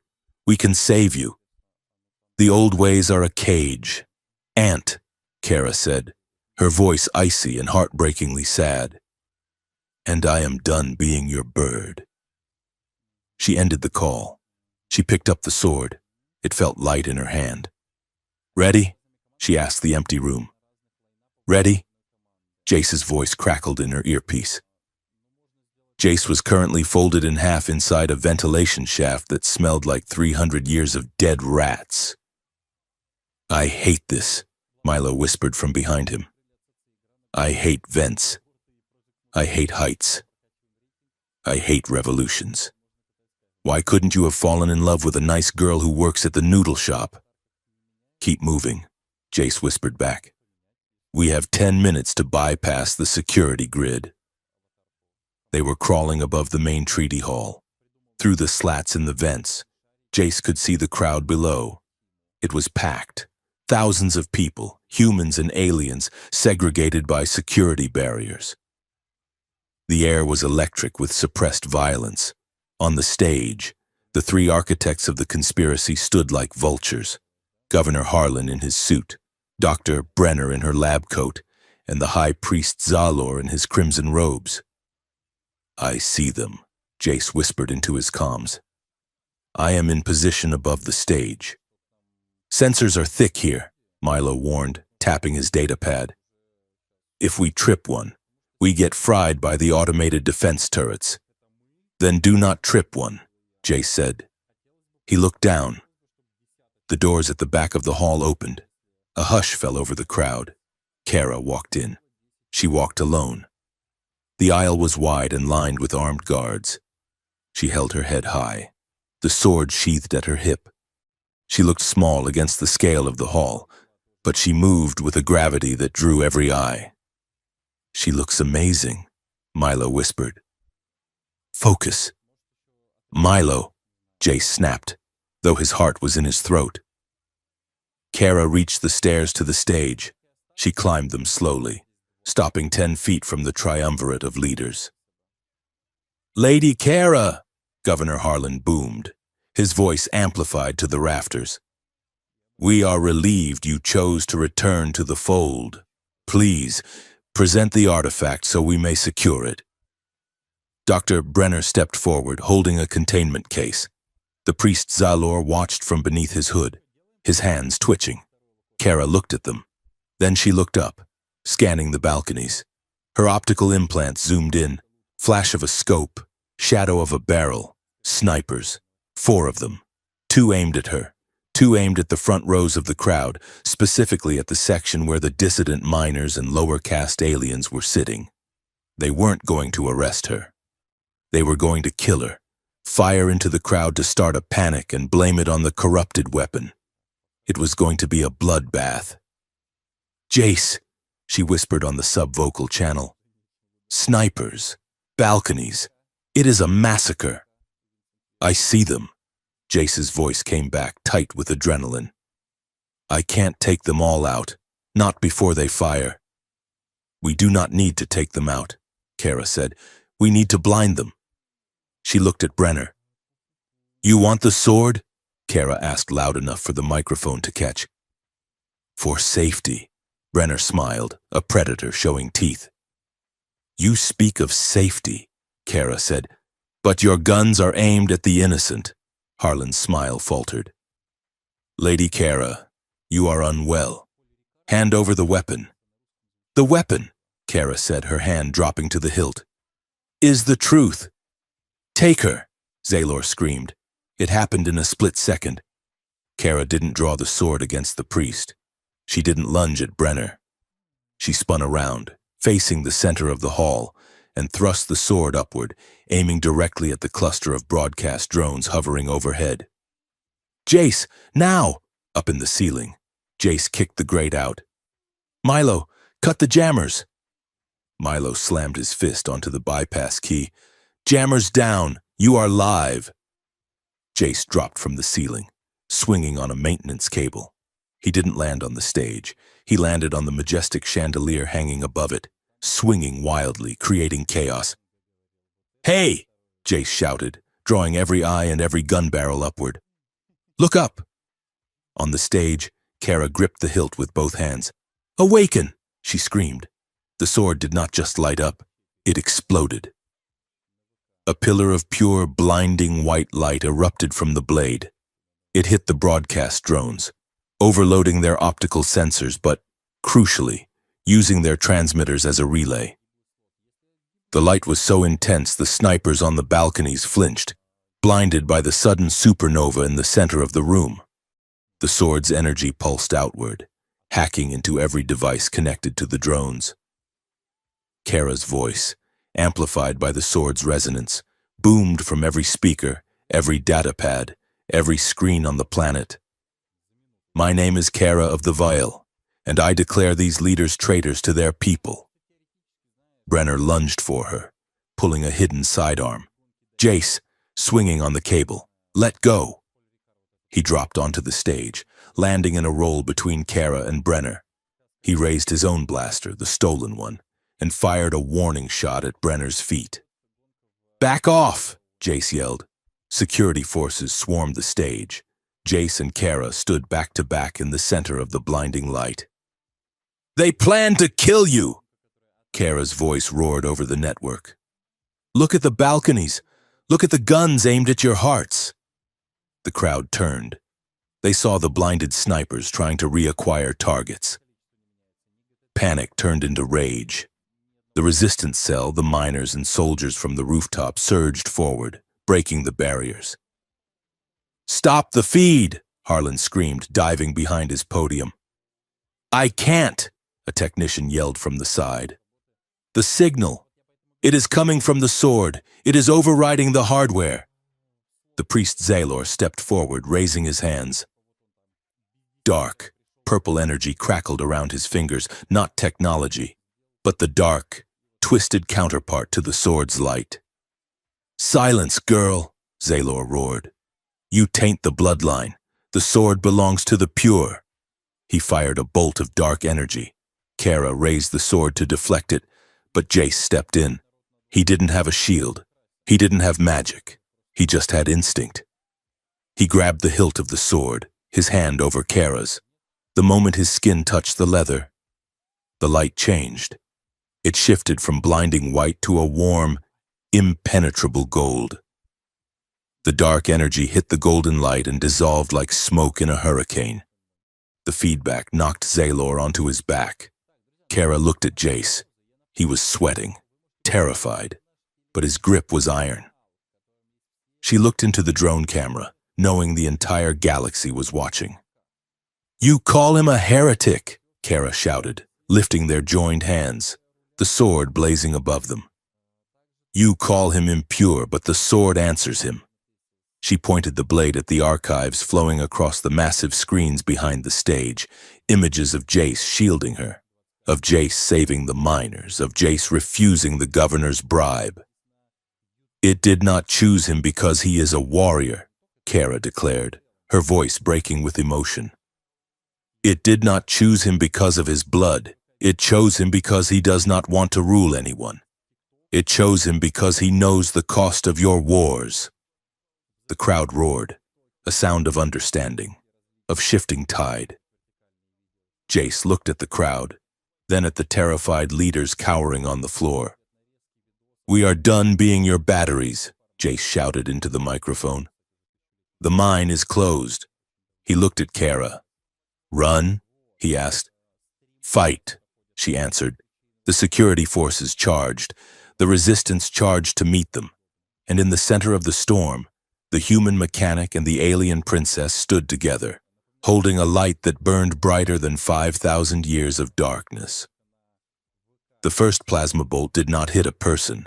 It hit the massive stained glass seal of the colony hanging above the podium, shattering the image of a human hand shaking a Valian claw into a rain of razor-sharp shards. That sound was the bell that signaled the end of the world as Aster Holt knew it. "Secure the exits!" Governor Harlan screamed, scrambling on his hands and knees behind the heavy podium. "Kill them! Kill them all!" The security forces, a mix of corporate mercenaries in black riot gear and Valian elite guard in silver armor, opened fire. But they were not firing in unison. The hall was a chaotic swirl of panic. Resistance fighters, miners with laser cutters and defecting soldiers with standard-issue rifles, surged forward from the back rows, flipping tables to create barricades. In the center of the stage, surrounded by a storm of blaster fire. Jace and Kara moved. It was not a fight, it was a conversation in motion. A corporate trooper leaped onto the stage, leveling a shotgun. Jace saw the movement before he processed it. He reached out, his hand closing over Kara's on the hilt of the sword. "Shield!" Jace shouted. The blade flared, projecting a hexagonal barrier of golden light. The shotgun blast slammed into the energy field, dissipating in a shower of harmless sparks. Jace let go, dropping into a crouch to sweep the trooper's legs. As the man fell, Kara spun, the sword now solely in her grip. She didn't swing to cut, she swung to resonate. She tapped the flat of the blade against the trooper's helmet. A pulse of sonic energy knocked him unconscious instantly. "Right side!" Kara yelled. 2 Valian guards charged with energy pikes.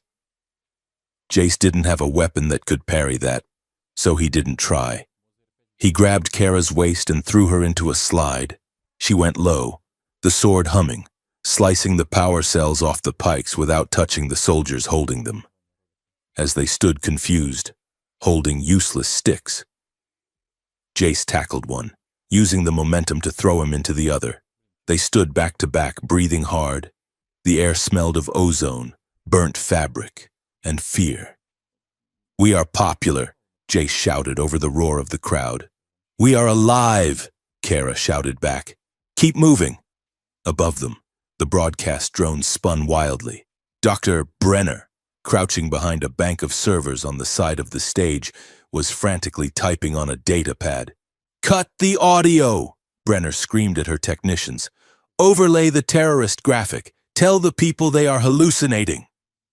On the giant screens flanking the stage, the image of Kara and Jace flickered. A red banner reading "Extremist Threat" began to materialize over their faces. "Milo," Jace tapped his earpiece. "Brenner is trying to scrub the feed." "I am on it," Milo's voice crackled, sounding out of breath. "I am currently dangling from a conduit by my underwear. But I have access to the trunk line. Prepare for raw data." The screens glitched. The red banner dissolved into static. Then, the image sharpened. It wasn't the polished, filtered feed of the corporate news. It was gritty, raw, and high definition. It showed the snipers on the balconies. It showed Harlan cowering. And in the corner, picture in picture, it continued to scroll the ancient archives proving the conspiracy. "No," Brenner shrieked, smashing her data pad, high in orbit, on the Valian command ship. Counselor Terrace watched the feed. She saw her niece fighting with the grace of a warrior and the desperation of a cornered animal. "General," Terrace said, her voice trembling. "Deploy the dropships. Contain the situation. Neutralize the human. Bring Kara to me." "Counselor," the general hesitated. He was looking at the screen, at the way the sword glowed in the human's hand. "The archives. If they are true, we are the aggressors." "I gave you an order," Terrace shouted. The dropships descended, smashing through the glass skylights of the treaty hall. Valian shock troops rappelled down.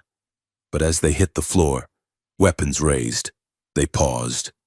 They looked at Kara, who stood defiant, the ancestral sword blazing with a light that every Valian had been taught to revere. Then they looked at the human, Jace, who was bleeding from a cut on his forehead, standing in front of her, ready to take a bullet for a hostile species. "Fire!" a loyalist captain screamed. A young Valian trooper raised his rifle. He aimed at Kara. Then, his hands shaking, he turned 90 degrees. He aimed at his captain.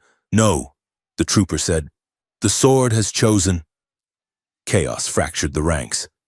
Loyalist fought mutineer. The monolithic authority of the High Council cracked, then shattered. "It is falling apart," Kara whispered, watching her people turn on their commanders. "The lie is dying. So are we if we do not watch out," Jace warned, pulling her down as a stray bolt took out a chunk of the stage. "Enough!" The voice did not come from a throat. It came from the air itself, a psychic pressure that drove the breath from Jace's lungs. The High Priest Zaylor stood in the center of the carnage. He had thrown back his hood, revealing a face that was more machine than flesh, implanted with ancient, forbidden cybernetics. He raised his hands. In each palm, he held a dark artifact, jagged shards of obsidian that seemed to drink the light. "You think a single blade can defeat the Order?" Zaylor's voice boomed in everyone's skull. "We have hoarded the darkness while you played with the light." He slammed the artifacts together. A wave of purple, suffocating energy erupted from him. It wasn't a blast, it was a gravity well. Jace cried out as the sword was yanked forward, dragging Kara with it. The golden light of the blade began to flicker, strangled by the purple fog. "It is heavy," Kara gasped, gripping the hilt with both hands, her boots sliding on the floor. He is draining it. He is not draining it, Jace realized, feeling a cold nausea rise in his gut. He is corrupting it. Zaylor laughed. It was a dry, rasping sound. The sword responds to emotion, boy, and it responds to the soul, and yours is stained. The priest thrust his hands forward. The psychic attack hit Jace like a physical blow. Suddenly, he wasn't in the treaty hall. He was back in Sector 9. The air smelled of burning thatch and ozone. He was holding the detonator. He could hear the screams of the villagers. He could see the bodies of his squad mates torn apart by the ambush. Killer, the priest's voice whispered in his mind. Coward, you followed orders. You murdered innocents. You are not a bridge. You are a bomb. No, Jace whimpered, dropping to his knees on the stage. The guilt was a black tide, drowning him. I didn't know. I didn't know. The sword's light turned a sickly, bruised gray. The shield around them faltered. Jace, Kara screamed. She was fighting to hold the sword up, but it was becoming impossibly heavy, reacting to Jace's despair. She saw his eyes glaze over. She saw him drowning in his own history. Let him go, Kara shouted at the priest. He is yours. Zaylor sneered. He is the anchor dragging you down. Release the sword, girl, and I will let you live. Kara looked at the priest. Then she looked at Jace. She dropped her guard. She let go of the physical defense, leaving herself completely open to the physical weapons in the room, to reach for him emotionally. She grabbed Jace's face, forcing him to look at her. Jace, she cried out. Look at me, not at the past. I killed them, Jace sobbed, tears cutting through the blood on his face. I am a monster. Kara, he is right. No! Kara's voice was fierce, cutting through the psychic fog. You were a tool, just like me. I signed treaties that starved planets. Jace, I smiled while my aunt ordered blockades. We are both guilty. Jace blinked, the vision of the burning village wavering. Guilt cannot be erased by obedience, Kara told him, her forehead pressed against his. You cannot fix yesterday by surrendering today. We are not what they made us, Jace. We are what we choose to be right now. Right now, Jace whispered. Choose, Kara demanded, her voice shaking with love and desperation. Choose me. Choose us. Do not let him use your pain as a weapon. Jace looked into her violet eyes. He saw the same fear he felt. He saw the same shame. But he also saw a fierce, unyielding belief in him that he didn't deserve, but desperately wanted to earn. He took a breath. He stopped fighting the guilt. He accepted it. Yes, he had done those things.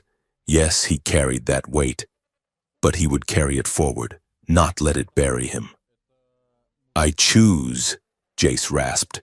He reached up and grabbed the hilt of the sword, his hand covering hers. We choose, he corrected. They didn't push the shame away. They opened it to each other. They poured their broken histories, their scars, and their regrets into the bond between them. The sword reacted. It didn't flare with the angry, blinding white of the first awakening. It didn't burn with the hot gold of the battle. It turned a deep, steady, crystalline blue. It was the color of deep water, calm, unstoppable. The purple energy field of the priest didn't shatter. It dissolved. The darkness simply couldn't exist in the presence of such absolute clarity. What? Zaylor gasped, stumbling back.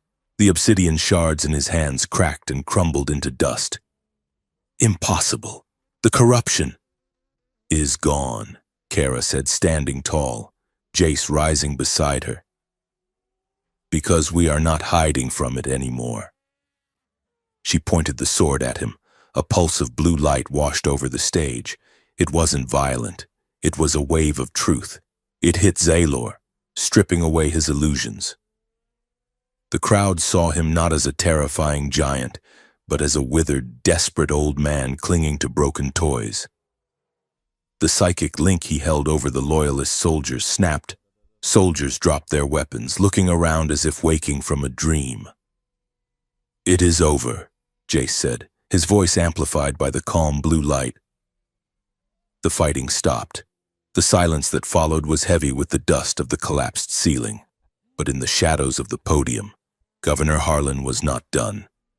He was a man who had lost his power, his money, and his reputation in the span of 1 hour. He had nothing left but spite. He snatched a pistol from a fallen guard.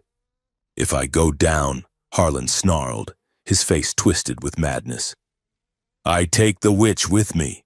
He aimed at Kara's back. "Kara!" Milo shouted from the balcony. Jace spun. He didn't use the sword. He didn't use the shield. He moved with the reflex of a soldier who was done with killing. He tackled Harlan just as the gun went off. The shot went wide, pinging harmlessly off a pillar. Jace pinned the governor to the ground. Harlan struggled, spitting curses, trying to gouge Jace's eyes. Jace raised his fist. Every instinct from his old life screamed at him to finish it, to crush the threat, to execute the enemy. The crowd watched, holding its breath. Kara watched. The sword lowered. Jace's fist hovered in the air. He was breathing hard. He looked at Harlan's pathetic, hate-filled face. "Do it!" Harlan screamed. "Show them you are a killer!" Jace lowered his hand. He grabbed Harlan by the lapels and shoved him back against the floor. "No," Jace said loud enough for the microphone to catch. "We do not begin a new order with the same old executions." He stood up, backing away. "Arrest him," Jace said to the resistance fighters. "Put him on trial. Let everyone see who he is." 2 miners stepped forward, hauling the governor away. Kara walked over to Jace. She took his hand, her fingers interlacing with his. "Mercy," she whispered. "That was the hardest choice." "Yeah," Jace said, wiping the blood from his forehead. "But I think it was the right one." From the back of the hall, a sound started. It was a slow clap, then another. Then a chant began, rising from the miners, the soldiers, the humans, and the vile. "Truth," they chanted. "Truth, truth." The weeks that followed were not easy. There was no magical fix. The city was scarred. The food supplies were low, and the tension between the species was still a live wire. But the wire was no longer sparking. Tribunals were established in the central plaza. They were open to the public. Every piece of evidence from the archives was aired. Dr. Brenner confessed to the mining sabotage in exchange for a lighter sentence. Governor Harlan remained defiant until the end, screaming about ingratitude as he was led to a detention cell. The priestly order was disbanded. Its temples turned into community centers and hospitals. But the biggest change happened in the High Council chamber. Kara stood before the assembly of her people and the human representatives. She wore simple clothes, a flight suit similar to Jace's, with only a small insignia of her house. "For 5,000 years, Kara spoke, her voice clear. "My bloodline has claimed the right to rule because we held the memory of the sword. We claimed we were superior." She looked at Jace, who was sitting in the gallery with Milo. Jace nodded. "We were wrong," Kara said. "Superiority is a myth used to justify cruelty. I relinquish the title of High Custodian. I dissolve the unilateral power of the line." Gasps rippled through the room. "From this day forward," Kara continued, "Asterholt will be governed by a council of mixed species and mixed castes. No one who grew up in these broken myths should rule alone." Later that evening, a delegation of elders approached Jace. They carried a velvet box. "Master Calloway," the eldest Valian said, bowing low. "The sword chose you. You are the keeper. We offer you the title and the estates that come with it." Jace looked at the box. He looked at the sword, which was currently resting on a table, functioning as a very expensive paperweight for a stack of treaty drafts. "I am not a keeper," Jace said, "and I do not want an estate. I have a one-room apartment that smells like ozone, and I like it just fine. But the sword belongs to everyone," Jace said. He looked at Kara, who was smiling from the doorway. "We have written a protocol. The sword stays in the public hall. It can only be activated when 3 humans and 3 Vale are present as witnesses. And every time it is used, it is recorded. Shared trust," Kara added, stepping forward. "That is the only way it stays bright." 3 months later, the balcony of the rebuilt diplomatic spire offered the best view of the city. Below, the scars of the riots were being paved over. The neon signs were back on, but now they advertised joint venture cafes and cross-species schools. Down in the square, Jace could see a group of children playing. A human boy was chasing a Valian girl, both of them shrieking with laughter. They weren't fighting. They were just playing tag. "You are staring," a voice said. Jace turned. Kara was leaning against the railing. She looked different, relaxed. The weight of the centuries was gone from her shoulders. "I am observing," Jace corrected, walking over to her. "It is an engineering habit. And what do you observe?" "That the city is loud," Jace said. "But it is a good loud." Kara moved closer, resting her arms on his shoulders. "Do you remember what you said, in the cavern? That if the sword lit up, you were quitting your job and moving to a quiet moon?" "I said a lot of things." Jace grinned. "I was under duress." "Well," Kara teased, "the sword lit up, and you are still here, fixing air filters, sitting in boring meetings." "I am a man of contradictions," Jace said. He wrapped his arms around her waist, pulling her in. "Besides, I changed the condition." "Oh?" "I told myself I would only quit if you stopped kissing me," Jace said softly. Kara smiled, her violet eyes dancing with light. "Then I suppose you're going to be employed for a very long time. Jace Calloway." She kissed him. It wasn't the desperate kiss of the battlefield, or the hungry kiss of the maintenance room. It was deep, slow, and settled. It tasted of peace. It was the kiss of 2 people who had seen the worst of each other and the world, and decided that they preferred the best. When they pulled apart, the sun was setting, casting long golden shadows across the city. "The map," Kara said quietly, looking at the stars beginning to emerge. "The network Vala showed us. It is still out there. Dozens of worlds," Jace nodded. "Dozens of relics waiting to be woken up." "They will need guides," Kara said. "People who know how to open the doors without blowing them up." "Are you offering me a job?" Jace asked. "I am offering you an adventure," Kara said. "We leave the sword here, safe, a symbol, and we go find the rest." "A singing forest," Jace remembered. "You owe me a singing forest." "First stop," Kara promised. They turned to look at the city one last time. Down in the great public hall, behind a wall of transparent steel, the ancestral sword rested on a simple pedestal. It was not locked away in darkness. It was bathed in the light of the busy street. A group of students, human and alien, were gathered around it, debating history. As they talked, arguing passionately but peacefully, the sword pulsed. It was a single, gentle beat of light. Not a warning, not a weapon, a blessing. Jace took Kara's hand. They walked away from the railing, out of the story and into their life.